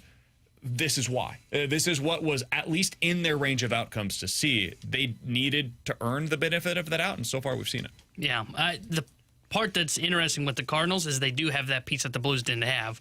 And what I mean by that is they don't have the piece that's failing that they expected to have huge success. Blues didn't have to pivot away from something. The Cardinals might be with Jordan Walker. And that's where I find them to be a little different. Though I agree for the most part. I agree with everything that you said. It's just there's one other caveat in there that I don't know what you do with it. Did the Blues have that? I'm trying to think of who... Pivot away from a problem? Like the guy that was expected to be something more than what they were. I would say that the guy that was that or felt that he was going to be that would be Kyrou. Oh, see, mine was that was expected to be more but didn't live up to it? Yeah. Oh, that's Buchnevich for me this year. I'm talking about like failed to live up to the expectations as a young player. Oh, okay. I would say it was... I don't know if it's Kyrou, though, because I don't think it's Kyrou. The reason I bring up Kyrou is because of the way that he was playing. Like, Blues fans were ready to get rid of him, right? Yeah. But he was more productive than what we have seen from Jordan Walker. Yeah, I feel like he's outperformed what the expectations were because that's a second-round draft pick. Yeah, I don't think you have that. That didn't live up to the expectations on this team. I think there's guys in the past that they have. Yeah, the closest thing to that probably would have been Berglund. I was going to say Berglund. Ty Ratty was supposed to be the next big thing. Eric Johnson. I mean, that was your first overall pick that you spent on. It's been a while since they had their... Perunovic. Perunovic might be this. Yeah. That's actually a pretty good comparison. Somebody mentioned when you moved on from Vince Dunn. That's probably the one. Klim Kostin. I just spilled water everywhere. Klim Kostin was one, too. You got a first-round pick for him, and you spent it, and he basically was a fourth-line player for you. But the different, and Costin might be the one, but Perunovic, the reason his was so different was it was always kind of injury related, right? So you never knew. Well, I'm not sure that it but actually I don't think he would have gotten as long of time with the Blues organization if it wasn't for the injuries, of trying to figure out what you It hasn't had. been that long for Walker. It's basically been 2 full seasons. See, the thing about, too, is, though, the Cardinals labeled, whether it was true or not, the Cardinals labeled Jordan Walker as a star. Yeah. The Blues have never labeled a guy a star. This is like if the Blues failed on Robert Thomas. Yeah. That would be the only equivalent that I can think of. Yeah. 'Cause Thomas Or was considered that next guy. Or if Jimmy Snuggerud doesn't live up to the expectations. All right, he's Alex. That's T-Bone. I'm BK. Coming up in 15 minutes, we're going to dive into the junk drawer. But next, 314-399-9646 is the Air Comfort Service text line. You guys give us a scenario. We'll tell you if we are betting it or forgetting it here on 101 ESPN.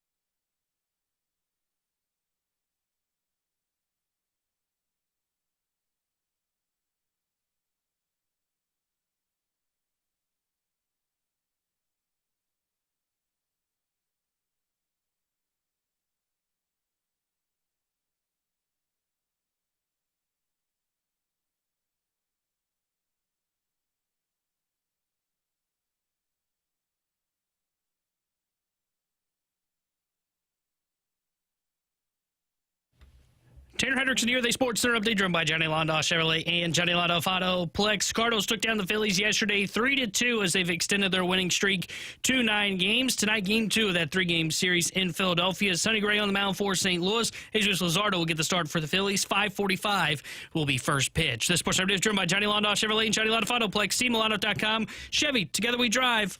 Are you kidding me?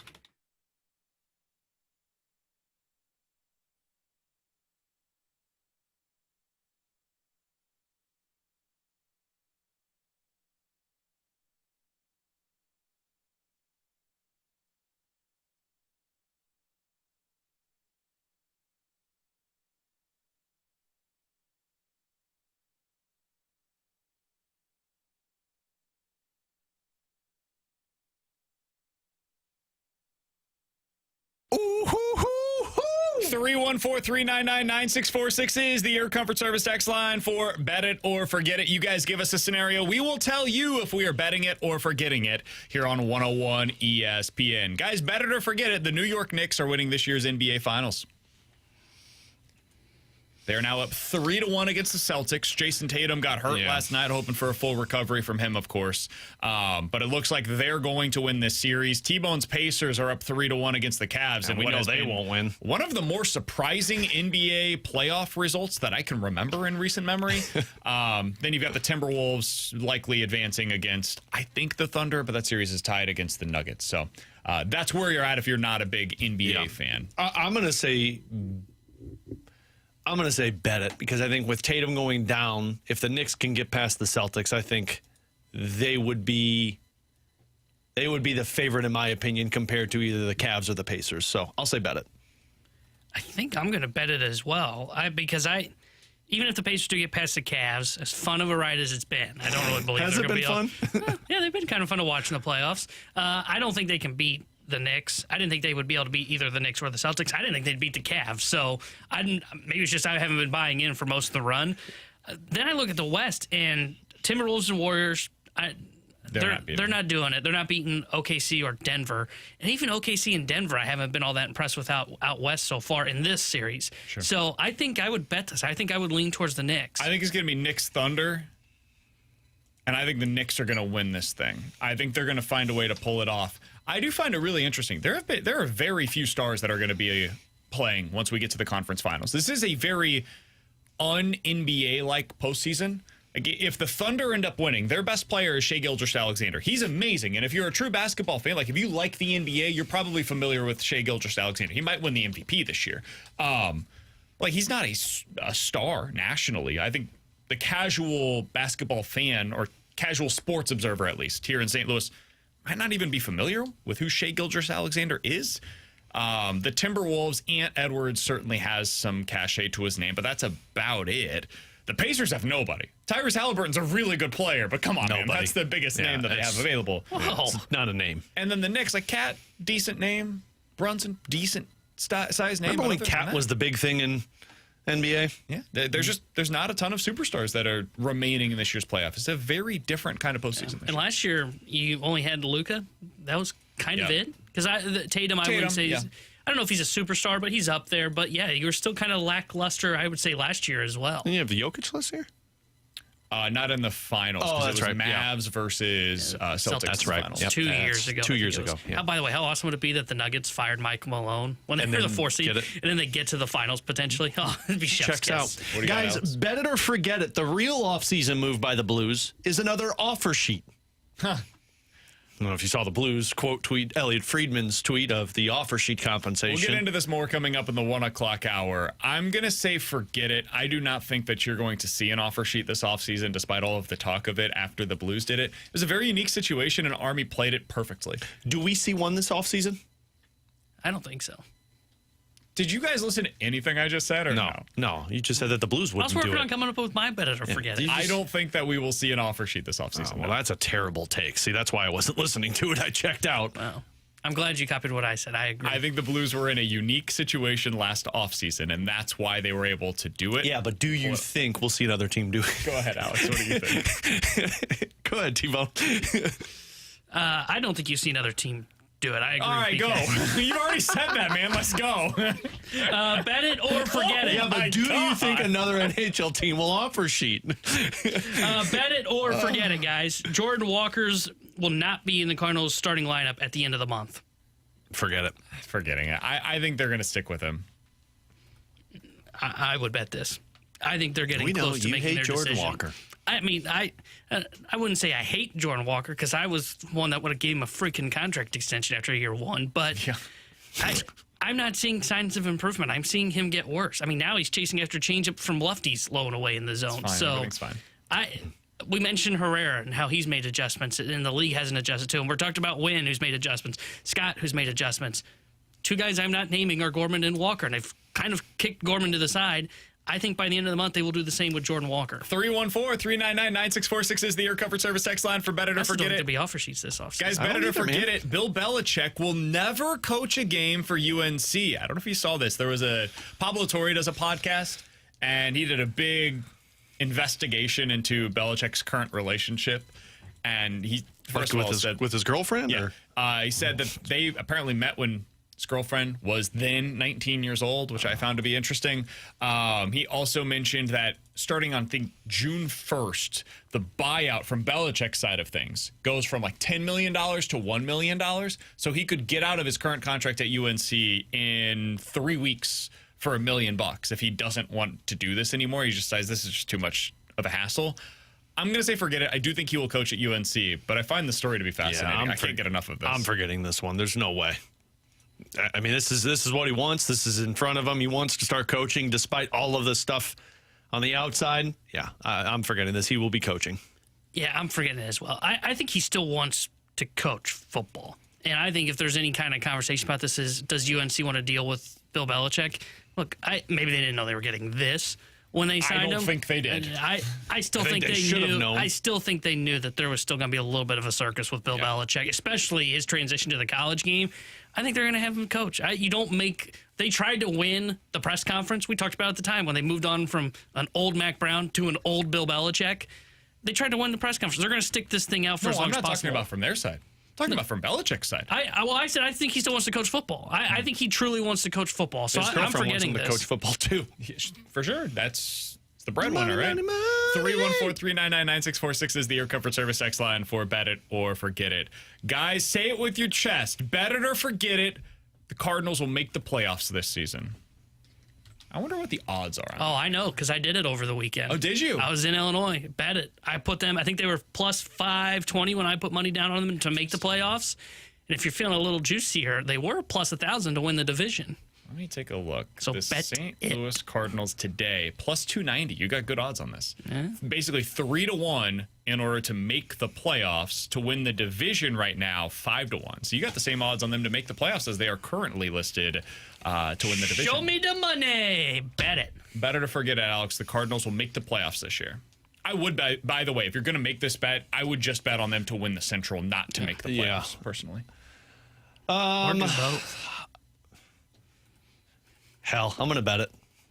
I can't really keep fighting the urge when they keep performing the way that they do, so I'll bet it. I'm going to forget this. What the bleep just happened? I think that right now we are seeing the Cardinals play at their peak. Something that we were going to talk about today, and maybe we'll get to it later on or tomorrow. I don't think there are many guys that I can ask for them to play better than they have thus far. They're probably going to deal with some injuries at some point. Now, they have already dealt with their best hitter being out for like a month. Worth noting that they were able to overcome that with Ivan Herrera being out for a while. But pitching-wise, we haven't really seen them, knock on wood, hopefully they don't have to, but go through many injuries and have to deal with that. I'm going to say forget this. I do think that the Cubs end up winning the division, and I think this division might only get one team in. So I'll forget it, but I'm not hating on the Cardinals. I think they could still win like 85 games. I don't know if that gets you in, though, in this division. I think the Cubs are a pretty good team. I think we underestimated what they could be this year. Can't believe it. I was to say, yikes. Can't really believe we just... I think he's doing this because he believes it, but he doesn't want to lean into it. He doesn't want to be the reason that... He's sick of the BKOs. That's what this is. 314-399-9646 is the Air Comfort Service text line for Bet It or Forget It. Guys, Bet It or Forget It. Victor Scott will be an all-star this season. This This is a good one. I'm going to forget it because I think the all-stars on this team are going to be Brendan Donovan. And if they get 2, I think it's going to probably be Ryan Helsley. So I'll say forget this one. He will be an all-star at some point, not this season. I'm trying to see who else. Oh, he's not going to beat Pete Crow Armstrong. I was about to say, now. Pete Crow Armstrong will get in. Jackson Merrill will probably get in. Yeah. Oh, he's hurt right now. Churios will get in too, won't he? Not in center. Or it just goes by outfield. Yeah, it just goes by outfield. I forgot about that. Yeah, So the starting forget it. position they pick, but yeah, it just goes by outfield. Yeah, I would forget it. There's too many good outfielders across the National League. Soto It's obviously is going to get be in. Harper's going to be in. Or no, Harper's first base. Yeah, no, I would forget it. If you broke it down to where it was, hey, you put a center fielder in center field, he'd have a chance. But because it is the 3 outfielders, it's going to be very hard for him to get it. Yeah, Yeah, I I agree. In a couple of years, I think he will be. He's going to have really impressive steal numbers in order to get in. Like Yeah. that would be his thing. Like you need something that sets you above everybody else. Like right now, Kyle Tucker has 10 stolen bases. Kyle Tucker is also slugging .540. Well, let's go off of these Shane Victorino comps we had yesterday. He was in 2 All-Star games, and the reason he led the league in triples in both years. And those are the kinds of things. Like last year, we saw this Jaron Duran for the Red Sox. That was his thing. He played excellent defense in center field, was stealing a ton of bases, and then had I think it was 15 triples on the season. It was ridiculous. Victor Scott needs something like that you can point to as a fan and be like, well, this is the thing that he's doing better than anybody. And right now, if you're going with a, all things considered, relatively soft-hitting center fielder that steals a bunch of bases, the guy that you'd probably lean toward is Pete Crow Armstrong because he's doing what Victor Scott is doing, just a little bit better with pop. So I think that's probably the guy that you lean towards for the center field option. By the way, Pete Crow Armstrong, 42 games played, 10 home runs, 13 stolen bases for the Cubs. They have developed their next star as well. And he's got a really strong arm in center field. Alongside Alex and T-Bone, I'm BK. It's BK and Ferrario here on 101 ESPN. Coming up next, we're going to dive into the junk drawer.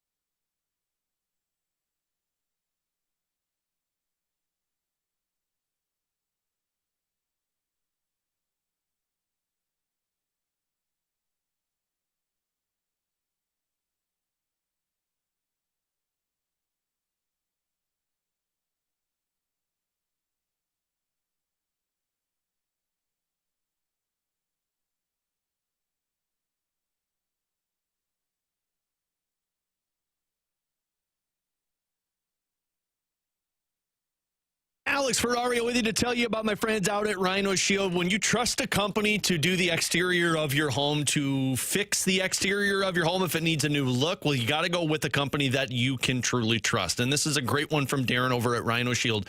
Dr. D called Rhino Shield because he had a house from 1974 that was a part of the Anheuser family, and it was a 1920s home, and he used Rhino Shield's work. Rhino Shield came out. They fixed the issues that they had because in the past, back in 1978, Dr. D, the customer that used Rhino Shield, sandblasted it, repainted it a few times, and then realized that it wasn't going to last. And so they called up Rhino Shield. Rhino Shield came out. They went out. They redid the entire look of the home, and it looks brand new today. And the main thing to understand is it is a ceramic coating process. It's not paint. It sticks 8 to 10 times thicker. It's 100% waterproof, deflects 90% of the UV rays. So when it comes to your home or business, use the company that you can trust. Plus, you get a 25-year transferable warranty. Check them out. Call today. Ask for Darren. Tell him Alex Ferrario sent you. 877-25-RHINO, 877-25RHINO.com.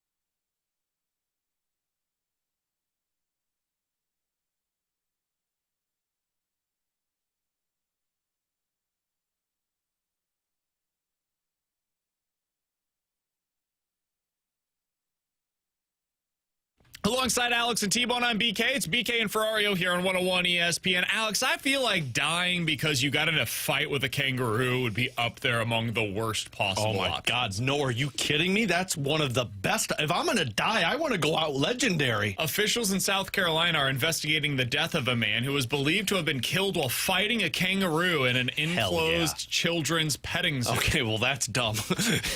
I'm thinking Australia That's when where they're I out thought in he the was going wild. too. When he said South Carolina, I was going, what? Don't jump into a zoo and go after one. What I just read might as well have been Mad Libs. Yeah. Man in South Carolina, what happened to him? He died. Why? Because he was fighting a kangaroo.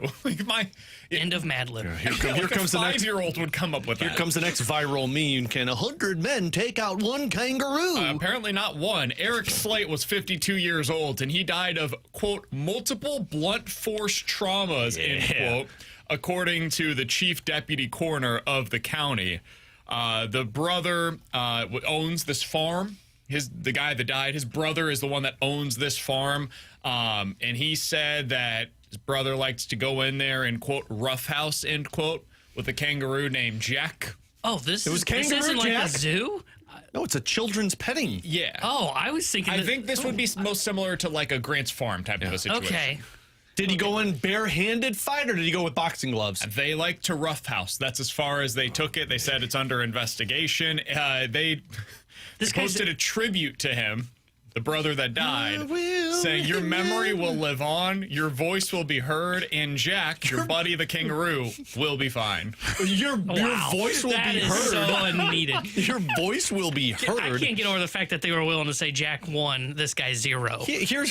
Here's the issue. Like, he didn't understand the terms of the fight. You got to get behind the kangaroo. I Oh, also- by the way, somebody on the text line, fair question. Imagine the kids at the zoo watching this. Apparently, this happened around midnight. So Oh, yeah, there's- he went in. Yeah, he went in by himself. The way he describes this, oh, he'd like to roughhouse. It's not a dog. Yeah, this wasn't an open invitation where the zoo was inviting people in for the boxing match. See if you can take out Kangaroo Jack. We're taking You bets. Steel cage match. Yeah, this wasn't celebrity death. Who was plus money? Who do you think was plus money in that fight? I guess The him. guy, the kangaroo always wins. Yeah. You got to get behind the kangaroo. They can't hop backwards. Do you think you could beat a kangaroo in a Hell fight? no, but I'd like to try. I know where this is going, and I regret asking it already. Do you think you could beat a kangaroo? No, in a a kangaroo, fight? I actually would be terrified of. But a gorilla, you think you can take on? Oh, no. What do you think is the biggest animal that goose, you I could could beat. beat? A goose? No, hell no, you Geese? can't. Yeah. The biggest animal I could beat? Mm. Well, that's a good question. Woolly mammoth. Oh, hell no. Boy, I'm trying to think what the... Anteater.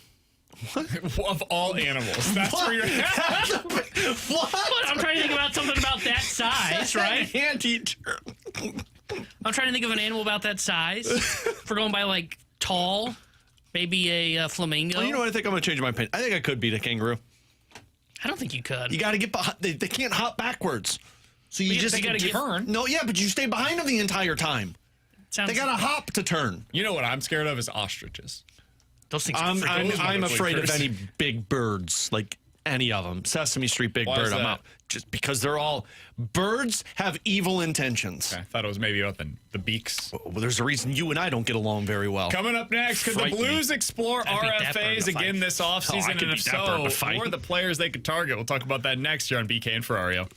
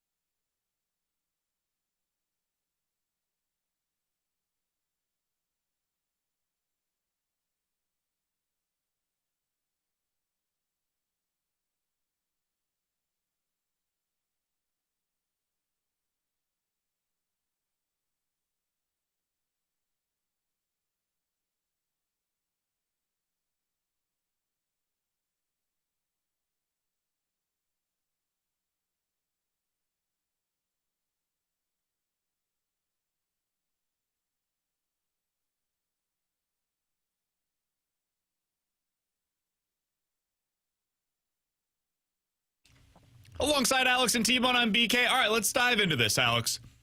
You brought this up earlier today, and then you asked the question 6 different times during Bet It or Forget It, so you clearly want to Never answered it. Could the Blues explore offer sheets once again this offseason? Will the NHL explore offer sheets this offseason? I'm sure it'll be kicked around. Glad you asked both questions. Most teams in the league will have some kind of a meeting saying, all right, who are the RFAs that are out there, and could we do what the Blues did last offseason? Could we be the team that increases the youthful talent on our roster by taking advantage of another team situation similar to what the Blues did? My answer to that is probably not. I don't know that there is a team that is in the exact situation that the Oilers were in last year. It was unique, and that was part of the circumstances that allowed for the Blues to do it. But Alex, do you think it's something that, A, the Blues will explore, and B, teams across the league should? I don't know if the Blues will explore it because they don't have the money / the draft capital to make it work. And the only reason I brought this up is because, like, we've talked about a lot of centermen. And look, if you don't like the market free agency, well, the restricted free agent market is much better in terms of the centermen. Gabe Vilardi, Mason McTavish. I brought up Ryan McLeod from the Buffalo Sabres. Jack Rossi is an option. Jack McBain with the Utah Hockey Club, or the Utah Mammoth now, I guess they're going with. They're really good centermen out there. The real question is, are you willing to give up the draft capital? Because the reason I thought of this was because Friedman put out what the compensations are going to be. And basically, if you do what you did for Broberg and Holloway, it's a second-round pick. If you go from $4 to $7 million, it's a first and a third-round pick. And then if you go beyond that, it's 2 firsts, a second and a third. That's outlandish. But if you could go to $7 million, does that put teams in a salary cap crunch? Like, if you look at certain teams that maybe don't have the best cap space, like the New Jersey Devils this offseason, they really don't have a whole lot of cap space. They got $12 million to work with a few players to re-sign. The Edmonton Oilers, they've got to re-sign Evan Bouchard. You want a defenseman? Well, they got $9 million to try and make it work. The reason I don't think the Blues will explore it is because you got to get your draft picks back, and that's probably going to cost you more than what it would be just to go sign a guy or make a trade for somebody. Sure. But I do wonder if we see teams take advantage of this, or if anything, the fear of another team doing the offer sheet forces a team to make a trade sooner. And what I mean by that is, like, look, if you're the New Jersey Devils and you expect somebody to swoop in and offer sheet a Luke Hughes on the defensive side, do you just try and trade him if you don't believe you can get him re-signed before that, if teams come calling? So I do think the offer sheet is going to have an impact this offseason. I just don't think it's going to be in terms of teams signing that player to the offer sheet. Yeah, I would be skeptical of it, would be the way that I would describe my viewpoint on it probably. The team that I find to be maybe most interesting going into this offseason for me is the Minnesota Wild, because they have a player of their own that they've got to sign, and that's Marco Rossi. There's been a lot of speculation about him today on the internet. Alex, he's 23 years old. He's a center. He's a good player.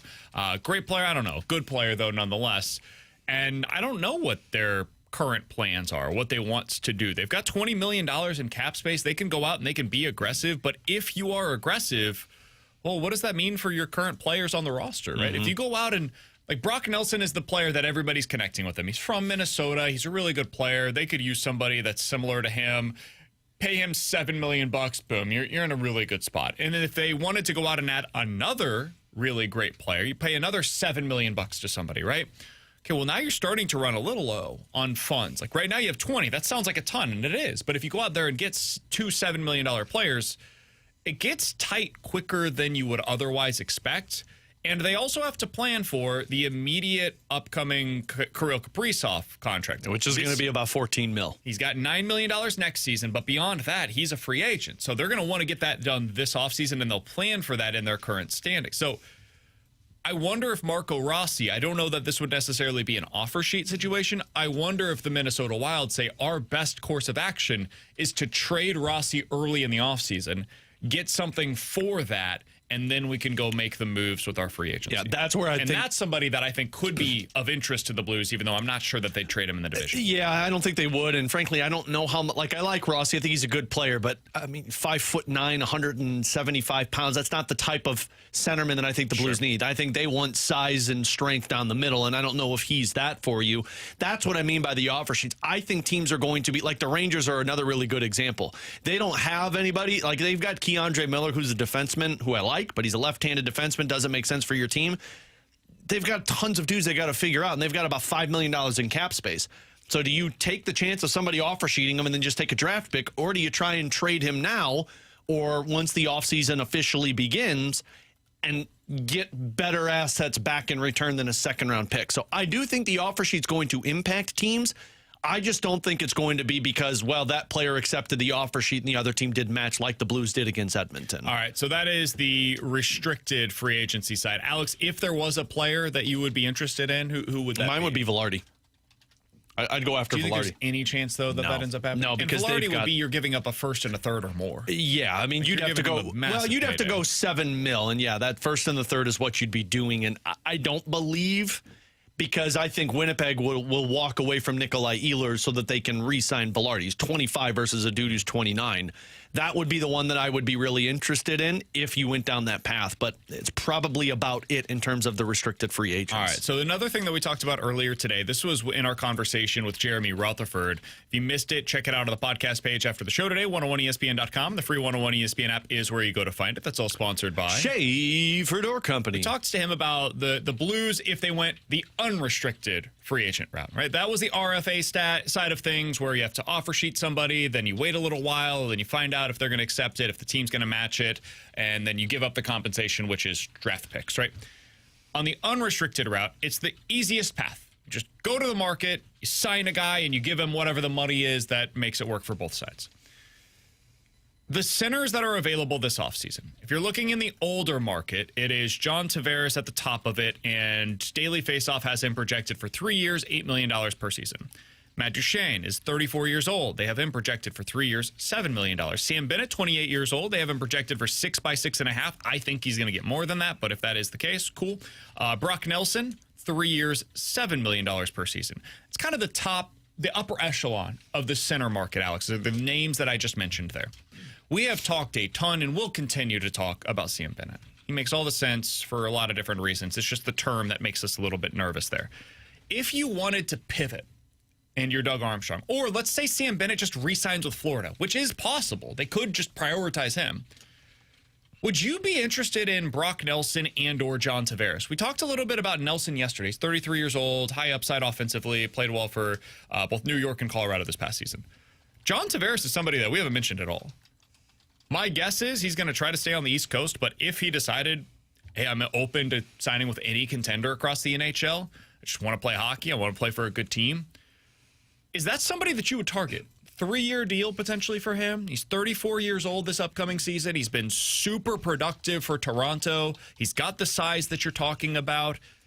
Would you be interested in John Tavares as a pivot off of Sam Bennett? Yeah, I would. Now, the hard part is I don't know if John Tavares is interested in coming to St. Louis, but if he was, I think that's an ideal landing spot for the Blues. I mean, yes, he's 34. He'll be 35 by the start of next year, so you're talking about a guy who could be playing into his age 38 season. But I look at the Dallas Stars. I made this reference with you yesterday. When they brought in Joe Pavelski, when they signed him as a free agent because the San Jose Sharks didn't bring him back, he was 34, going on to be 35 years old.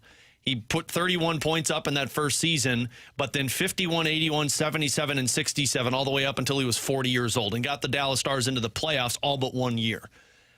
I think if I'm looking at Doug Armstrong and wondering what the blueprint is for Dalibor Dvorsky, it's slow playing it. It's not saying you're a centerman next year, and this is coming from him talking at the press conference. It's finding the position for Dvorsky and kind of slowly wading into those waters as a centerman. And the best way to do that is to put him on a wing, to have him in the AHL and build up with it. But you need a number 2 centerman. And as much as I like Sam Bennett, 7 years versus 3 years, and for John Tavares, we're talking about a guy who his last 3 seasons, he scored 36, 29, and 38 goals. How about that face-off percentage number? And yeah. Almost 60% each of the past 5 seasons. And look at where he scores the goals. NHL Edge has this. Out of the 38 goals that he has scored, 16 of those 38 are standing right in front of the net. So he's awesome in the face-off dot. He spends just as much time in the defensive zone as he does in the offensive zone, so you know he's defensively. Yeah. And Craig Berube's system is what he just scored 38 goals in. And Craig Berube's system is eerily similar to Jim Montgomery's system. I understand he's older. I understand that you look at that and you say, how does that make sense 2 to 3 years from now? It might not look as pretty. I'm going off of typically these type of superstar players continue to play at that same pace moving forward. But I also look at the guys that I would project him to play with, because him with a Dylan Holloway and a Jordan Kyrou, that's an ideal type of player. And then you add in that third line. And I know that Shin had great chemistry this year with Holloway and Kyrou. So I am acknowledging that. But if you put Shin with Neighbors and Bolduc, I think that has the potential to be a really good line, not just for next year, but for the next 2 to 3 seasons of those guys playing together. And somebody in the YouTube chat, youtube.com/101ESPN STL, mentioned, Splashback Deuce said this, and it's a fair point. Didn't John Tavares go to Toronto because he's from there and made a big deal about leaving New York? Yes, he was a huge Leafs fan growing up. There was that picture him in the sheets of him in the pajamas, all that stuff, right? But Toronto has a big cap crunch incoming, and they're going to have to make a huge decision. Do we re-sign Tavares? Do we re-sign Marner? And what are we about to give to Matthew Nyes? Yeah.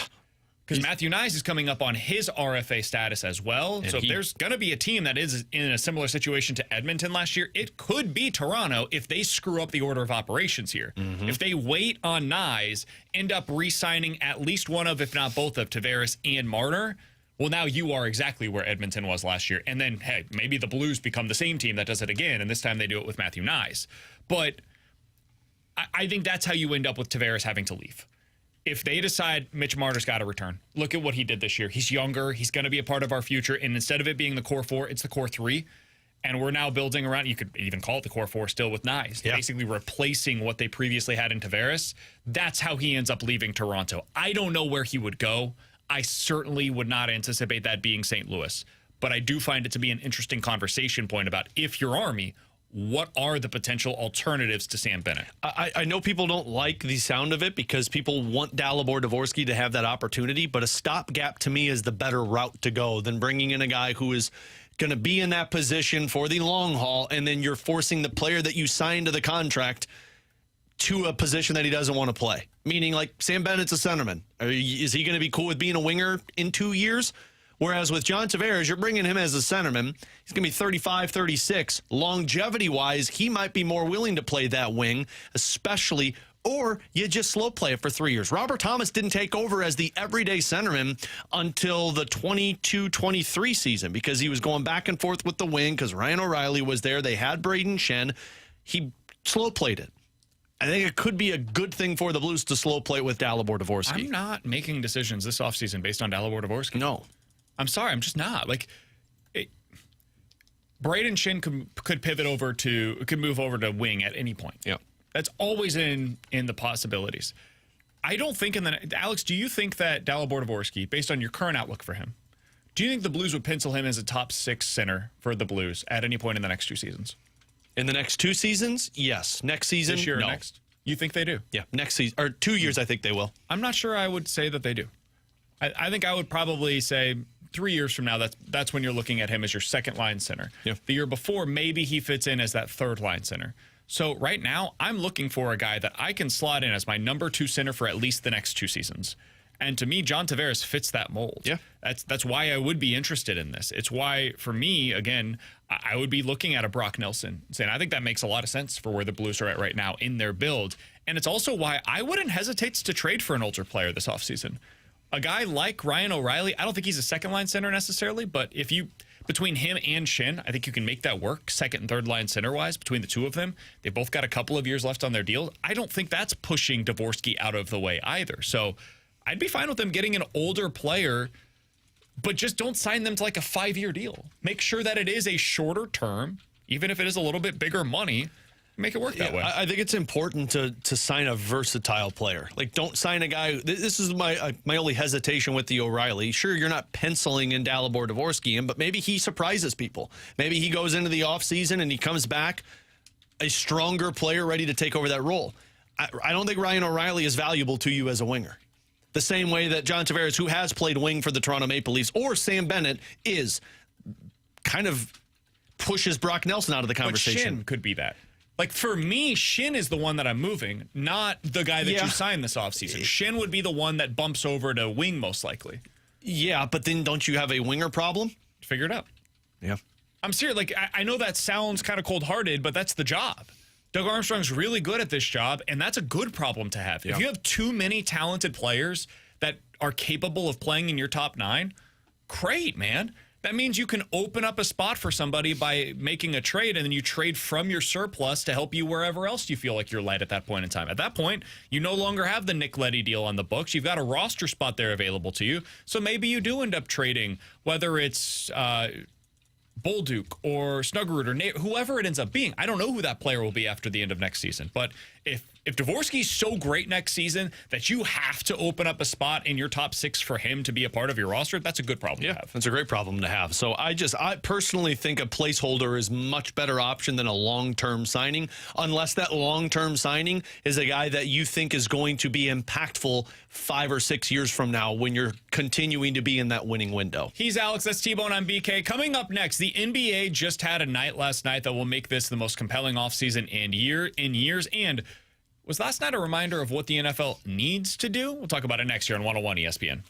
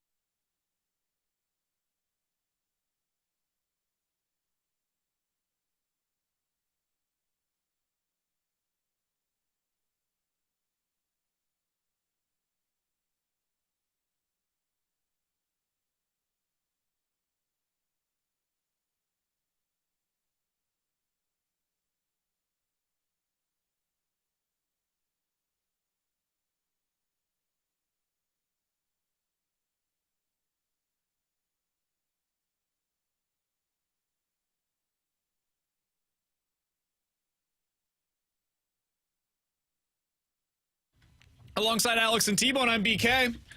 So the NBA had its draft lottery last night. The Dallas Mavericks had a 1% chance to win it.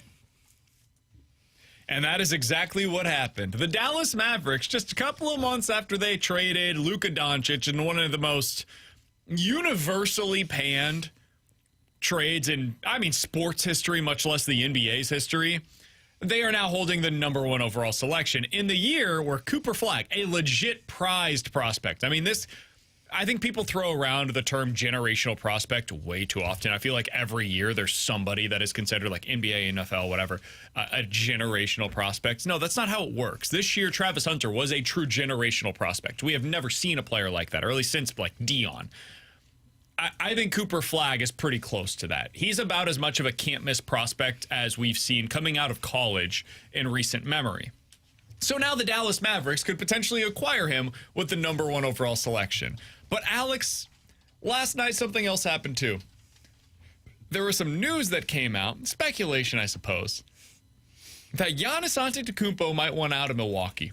He's open to the idea that his future is elsewhere.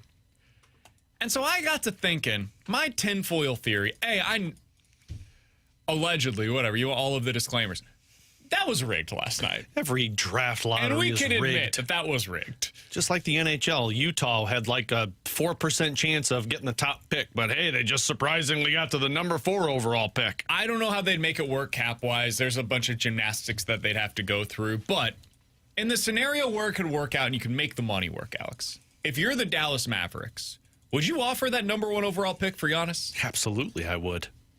I mean, if you're Dallas, that first overall pick looks great, but Giannis is already an established player, and if he's frustrated there, why not go get a guy who's frustrated, who does give me a significant shot at winning a championship next year? Because then you'd be talking about Giannis and Anthony Davis together and Kyrie Irving.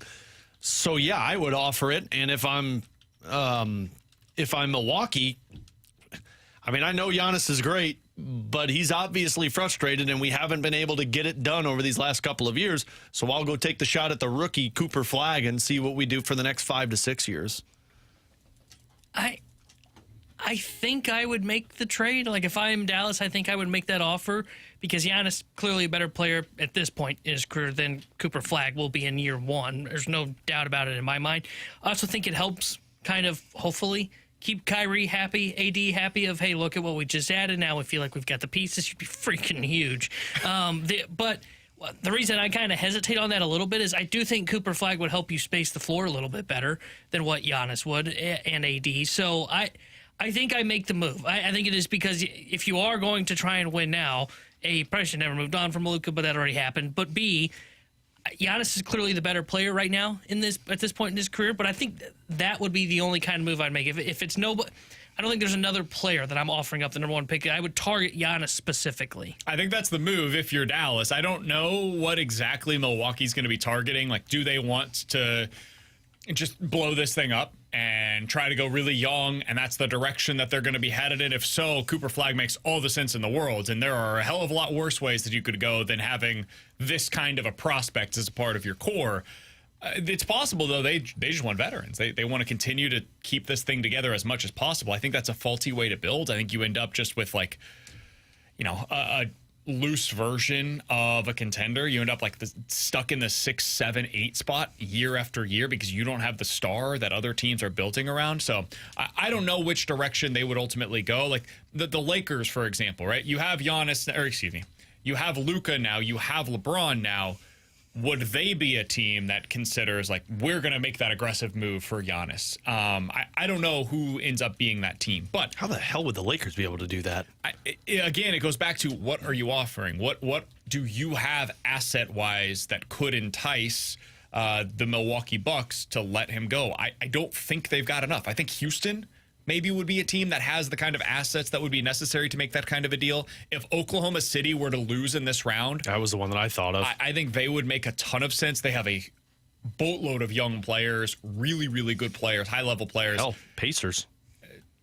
I don't think they've got it because they've I don't got think they have enough Siakam and talent. Halliburton and not enough and talent yeah. around it to make the move. It's rare. Like having the kind of talent necessary to make this kind of a deal, especially when you know he only has 2 years left on his contract. You've got to be ready to win right now. Houston and OKC to me are the two teams that make the most sense. I see a lot of people that are texting in on the Air Comfort Service text line saying you don't trade away a first overall pick. I think you do when you trade it for a certainty. And I understand you get more years for the younger player, and Cooper Flagg might be the next Giannis, but if I'm a team that's trying to win championships now rather than 5, 6, 7 years from now, man, I'll trade a first overall pick and the potential of what that future looks like for something that's already a superstar in the league. Giannis means you're a top 5 team next year. Yeah. That's what it means. Like Giannis by himself allows for that. And Cooper Flagg could mean you're drafting in the top 3 again next year and the year after that. Yeah, I think Cooper Flagg is really good. Dude, it's hard. Like becoming a superstar in the NBA is really hard. It takes time. Ask New Orleans about Zion. Yeah, Zion. When they thought that they've got the guy that's going to take them to the next level. Wasn't Cunningham number 1 overall with Cade, Detroit? yep. And he was a stud. Look how long it took them to get to a spot to where now they finally got to the playoffs. And they it took were like 3 a 6 years. seed. Yeah. Like they were a good team this year that played really hard, and they have a style that works, and it represents the city. Like they're a fun team. And what did that amount to? A 6 seed. Yeah. That was it. So that was the ceiling so far for what they've been able to build. The reason I bring all of this up is because, like, man, Dallas is in a fascinating spot. That fan base hates the organization right now. Absolutely despises the organization. You think people are mad about the Cardinals? Dude, imagine if the Cardinals had willingly traded away Albert Pujols with a year left on his deal, or like right before. In his prime. In his prime, instead of doing the extension that they did, they traded him before then. So this would be like 2005. Trading away Albert Pujols. That is basically what the Dallas Mavericks just Yeah, but they got a chose star to do. back in return. Yeah, a guy that is hurt 90% of the time. They It's basically crazy. traded him for like Tyler O'Neill. And now, yeah, that's a really good comparison. And now, Poor guy. they have the ability to get like this generational player, or they could trade that pick for an actual generational player that is currently one of the 5 best in the league. It's just, dude, the whiplash of the last 3 months if you're a Dallas Mavericks fan has been crazy. They can't go wrong now, right? Because like you either they could, draft, yeah, well, they I could guess they absolutely could, but- trade it absolutely for somebody could. else. But what I meant by that is like I guess more in this hypothetical that we're running, right? Like you're not trading the number 1 pick for just anything. You're They'll trading trade for like a Giannis, right? No, they'll trade it for LeBron. If you get Giannis, if you trade it for Giannis, okay, well then the fan base is happy because you just brought in the Greek freak, who's one of the best players in the league still. Or if you keep the pick and you select Cooper Flagg, you can still look at it and say, boy, if we keep Kyrie and Anthony Davis, like you can still kind of dream on what that team could be, but you also just potentially draft, like to your point, a generation type talent at number 1 overall. Like it's hard to see the path to where they screw it up. Now, granted, they did it already this year by trading Luka, but it feels hard to see them screwing this up. 314-399-9646 is the Air Comfort Service text line. Before we get to our next segment, I want to talk about the Cardinals' hitting approach. Alex saw a stat earlier today that grabbed his attention on it. Greeny said something earlier today that I just completely disagree with, and I am curious where kind of the general view is among our listeners right now on this. Take a listen. Tanking runs contrary to literally everything sports is designed to be. Incentivizing losing is the worst mistake any sport can possibly make, any sports league can make. And as a result, I think it is great news. People saying, oh, this isn't working because the worst teams aren't getting the pick. Shut up. That's exactly the wrong way to look at it. This way, win games. Go out there and win games and see what happens. And you know what should happen? The NFL should add this? Yes. Every sport Agreed. should add this. Yes. The lottery is a brilliant idea, and I would completely favor, I know Shefty was on talking about it on the radio this morning. I would absolutely be in favor of the NFL going to some sort of draft lottery so you stop with the tanking, which is the worst thing in sport. Can I go ahead and read you real quick, since 2015, the number 1 overall selections, Alex? In every sport? No, for the NFL, sorry. Okay. I was going to say, man, we're going to be here a while. And these are for players that they didn't trade up, right? Because like the Rams had the number 1 overall selection. They took Jared Goff, but they traded up for that selection. 2015, the Tampa Bay Buccaneers selects Jameis Winston, although that was a trade up as well. So 2017, Didn't work. Cleveland Browns, Myles Garrett. 2018, Cleveland Browns, Baker Mayfield. So That they worked. got Myles Garrett and then selected number 1 again the following season. Got Baker Mayfield. 2019, the Arizona Cardinals selects Kyler Murray. 2020, this one worked out. the Bengals end up with Joe Burrow. 21, Jaguars get Trevor Lawrence. 22, the Jaguars again select number 1 overall, Trayvon Walker. 23, Carolina Panthers get Bryce Young. 24, the Bears last year get Caleb Williams. Is there a tanking problem in the NFL that I'm unaware of? Because this sure doesn't seem to be working super well for the teams that are losing a whole lot. I don't think there's a tanking problem. I think there's a bad drafting problem. I think there's a bad organizations problem. Bad ownership, bad GMs, bad coaches. Like, these are just bad teams. The NFL doesn't need a lottery system because the NFL as currently constructed already works. Well, you can't tank in the NFL. These guys are in and out of the league too quickly. You have too many players that have to contribute. The NFL is more of a full team sport than really any other sport that we have to offer. I don't see any need for the league to implement some kind of a lottery system. The NBA is the league that needs it most desperately because one player can completely alter your fortunes as a team, more so than any other sport. My one pushback to Greeny on that, too, would be the lottery doesn't keep teams away from tanking because the Chicago Blackhawks have been doing it for the last 5 years. They got their guy, and guess what? They're continuing to tank. The Arizona Coyotes, before they were dissolved, Arizona Coyotes were actively tanking from 2012 until 2024. And they were drafting 1st overall, 3rd overall, 4th overall, and they still were a tanking team. The lottery can be there, but if a team doesn't want to spend money or if a team doesn't value the pieces that they've got, they're just going to keep tanking because the possibility of drafting 2nd overall or 3rd overall, it still looks really sexy to us. Somebody else on the text line said, financially, it's really hard to tank in the NFL as well. You are required to spend 90+% of the cap every 5 years per the CPA. Totally. That's the other part of this is I think baseball is the league that has the biggest issue with tanking, along with the NBA. Again, different reasons. Tanking is incentivized in Major League Baseball because it's a really good way to get money. Like revenue-wise, you spend less on your players and you still bring in a ton via the national TV deals and all that stuff, like revenue sharing. So you still do fine as a team if you don't spend, and you're not required to spend. NBA, you're incentivized to get that number 1 overall selection because the player that you get there helps your team more on a percentage basis than in any other league. A superstar NBA player boosts your team more than one player does in the NFL or one player does in Major League Baseball or the NHL. So those two sports, I think, have the biggest issues with tanking right now. The NFL, it's hard to do, and it's not easy to maneuver this way. The other sports are easier to. Yeah. Manlove said, I can't tank in the NFL. What the hell do you think the Rams did when they were in St. Louis? That's called offsetting assets so that they can move. Yeah, No. That's called unloading money. Also, most of the time they didn't tank. They were just slightly worse than average. And didn't spend money in free agency. Which is the worst place to be in. They were just consistently 7-9. Yeah. Or by the end, obviously, things got really bad. We're not going 7-9. Yeah, they were not a team that was interesting, but they were not the Cleveland Browns were tanking. Yeah. That was tanking. Yeah. And they were open and honest about it. Yeah. Can I be honest? I wouldn't oppose it though if they did it in the NFL because I think it could add to some fun. What's the benefit though? I don't know if there's much benefit in the NFL for one night of watching lottery balls. I agree. Oh yeah, don't you love watching good ping pong balls bouncing around? It's rigged. I agree. I don't know if there is much of a benefit to it because I agree with what you're saying. Most of what I agree with what you're saying.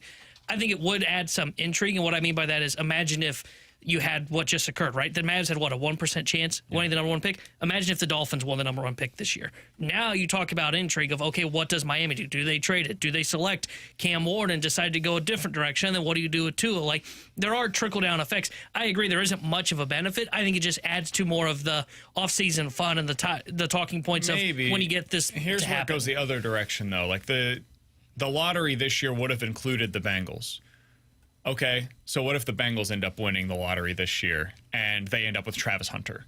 I don't know, or the Cowboys end up winning the lottery this year. If you have a team, the 49ers, if you have a team that just has a slightly down year because of injuries, what if next year Patrick Mahomes gets hurt and the Chiefs end up with 7-10 record? So they would have been the 10th or 12th overall pick. And then they end up winning the lottery, and they get the number 1 overall selection. Nobody wants that. So I think there is real downside to having a lottery sometimes that we don't acknowledge. The Mavericks winning the lottery this year is stupid. Yeah. It's dumb. I don't think anybody wanted to see that other than if you're a Mavericks fan. And honestly, even some of those Mavericks fans, I have to imagine, are probably sitting there saying to themselves, like, this team should not have been rewarded for bad behavior, effectively, the way that they ultimately were. So I think there is more downside to a lottery in the NFL than there is upside to it. I think the way that the system works right now is fine. I think there are issues that I have with the league. This just certainly is not among them. All right, coming up in 15 minutes, we'll hit the rewind. But next, Alex saw something numbers-wise about the Cardinals' hitting approach that really stood out to him. I'll tell you what that is next here on BK and Ferrario.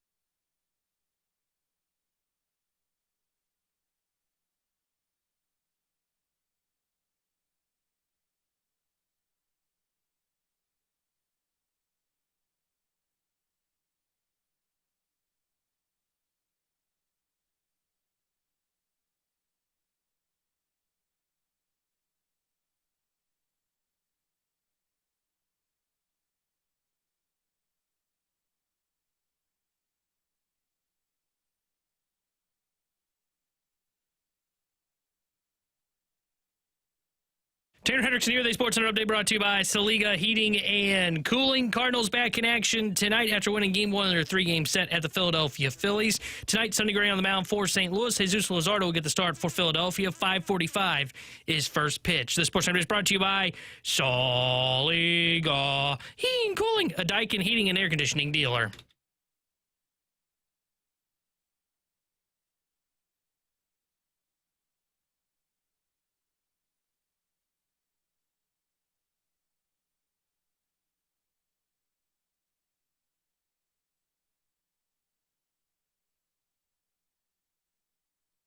Alex, the Cardinals' hitting approach is suddenly looking more and more like a legitimate contender. You saw a stat earlier today that stood out to you about it. What was it? It was Buster Olney, friend of the show, well, just not Brandon Kiley's.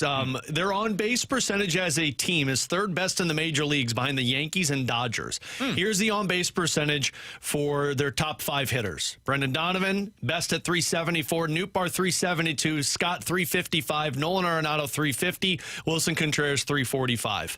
And then he said at the end of his tweet, that's a trait that often has staying power. This is the first year of Brant Brown as the Cardinals hitting coach. I don't know about you guys, and this is going to probably piss a lot of people off. Seeing that stat and then using the eye test of what we've seen this season, dude, they look like what the Dodgers looked like last year. Wow. The thing about the Dodgers that I was most impressed by was their patience at the plate in the playoffs, to where they forced pitchers to pitch it to them. Because if you didn't, guess what? You're going to walk us and put us in a bases-loaded situation. So you have to put the ball over the plate. And when you do, we are going to smash it. This goes back to what BT told us about Brant Brown's mindset of there's a time to hit and there's a time to slug. This team has really adapted that mentality, and it shows now. The patience at the plate, the ability to work the count, and then look at these guys that I just mentioned and what they've done in terms of damage with Brendan Donovan and Lars Nootbaar and Victor Scott. I'm not saying they're the Dodgers, but what I will say is they've got the same approach that I saw from the Dodgers in the postseason last year. T-Bone, what has stood out to you about the Cardinals' offensive approach so far this year? Mine is they make life hard on you, right? To your point on forcing you into the zone, willing to take their walks. I mean, Arenado's a good example of that. Arenado, not really known as an on-base guy. When you talk about his OPS in the past, it's been his slug, right? It's been the pulling the ball to left field, hitting for power. It's their approach in just making everything feel hard right now. Every time it's a battle up at the plate, it's not typically 1 or 2 pitches unless you throw them something in the zone that they are looking for. They're willing to work the count. A lot of the guys are willing to work the count, make you work to get them out, because that was the thing for me with the Dodgers in the playoffs last year. It was like, holy crap, not only do you have unbelievable talent on this roster, these guys make you work, and they make every at-bat a small little battle. And that has been what's been most impressive with Brant Brown here, is getting these guys on the same page to all do that. To me, it's that they clearly have an approach. Like, you go into different games and they have different approaches depending on who that day's starter is. And I haven't said that at times in the past. Like, there have been times, I remember we talked about this when Tommy Edman made that big quote where he said, like, I feel like there are times where we're not totally prepared for that day's pitcher and we don't make adjustments quickly. I feel the opposite about this team. You can feel it quickly in these games. Like Saturday, I think it was, where the Cardinals had like the 10 hits or whatever. They were just consistently putting hits together against the opposing team starter. And then Sunday, was it Mackenzie Gore that was on the mound? Yeah. Cardinals had a couple of extra base hits against him, and they knew when he says there's a time to hit and there's a time to slug, Saturday and Sunday were a perfect example of that. Saturday was the time to hit. Sunday, we got to slug because Mackenzie Gore is not going to give us a bunch of opportunities. This is a guy that's going to strike out the world. I think he leads Major League Baseball in strikeouts so far this season. So the Cardinals do stringing together hits against this guy. Going to be tough. We're not going to be able to do that. We've got to slug today. And they did exactly that. Yesterday was the same thing. They found a way to manufacture a run, get 2 solo homers. Boom, that's enough for us to be able to win. I would also add this, Alex. The pitching being as good as it's been, that's part of what allows for the offense to just take what's there. Yeah. Yesterday, if your pitching doesn't live up to the expectations, we're not talking about the offense having a good day. Yeah. We're talking about the offense putting up 3 runs. 2 of them were solo homers, and 1 of them was manufactured. And went 0 for 6 with runners in scoring position. We're not talking about that today, though, because the pitching was good. So part of this is the pitching has allowed for the offense to just breathe a little bit. And it makes us all more excited about what the product is. Yeah, well, and it gives you the opportunity to find your game as the game goes through. Like what I said earlier in the season doesn't apply anymore, because I thought how bad the pitching was. the offense was going to be fatigued by this point because all they had to do was score 8-9 runs every single game. But now, if you don't score any runs until the 5th inning, cool, man, it's only a 1-run game, or it's still scoreless. And that's going to give your offense time to figure out how to handle the pitcher, and then your pitching staff keeps it close. He's Alex. That's T-Bone on BK. Cardinals, maybe, possibly, probably, back in action tonight against the Philadelphia Phillies. T-Bone said there's some big weather moving through the area, so we'll see if they're able to get that game in. If they do, we'll break it down in its entirety tomorrow. Coming up next is the Rewind here on BK and Ferrario.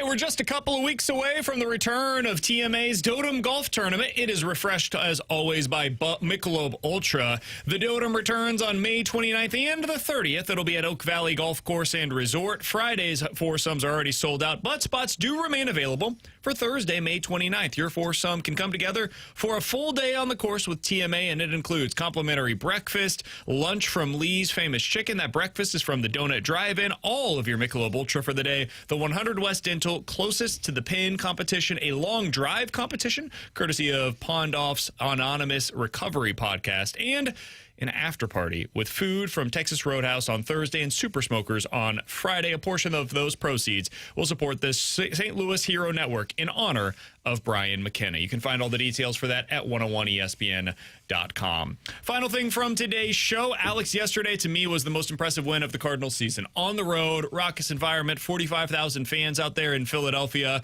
Libby pitched really well. Kyle Leahy was awesome in that game, once again giving you multiple innings.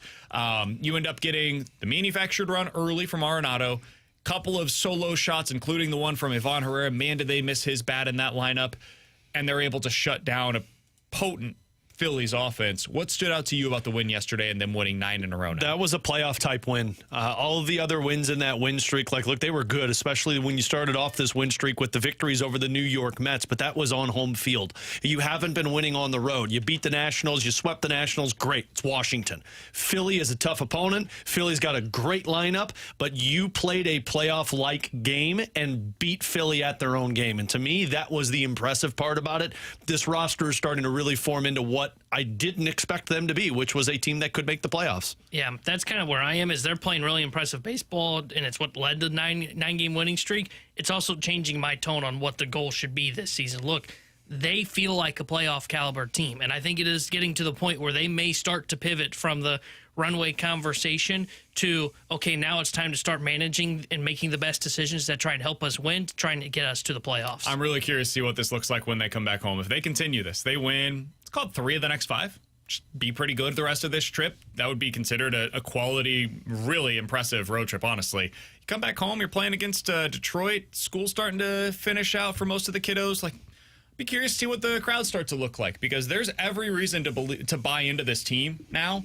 If you are a Cardinals fan, curious to see what the rest of this trip looks like and what that means for the attendance when they return home. Now, what if they make it 5 in a row, 5 more in a row? 14-game winning streak? Yeah, I think the fans should get behind this team if that happens. I bet they won't. That would be quite the moment if that ends up happening. If they win 14 in a row and fans don't buy back in, man, it was... You 2-upped the Blues. Way to go, Cards. With Alex Ferrario and Tanner Hendrickson, I'm Brandon Kiley. Alex is out tomorrow. He'll be back in with us on Thursday, taking another vacation day. I'm the only one that's... I'm an everyday player around here these days. Just shut it. If you Everyday missed player. anything from today's show, be sure to check it out on the podcast page after the show today. We'll talk to you guys tomorrow at 11 a.m. The Fast Lane is coming up next here on 101 ESPN.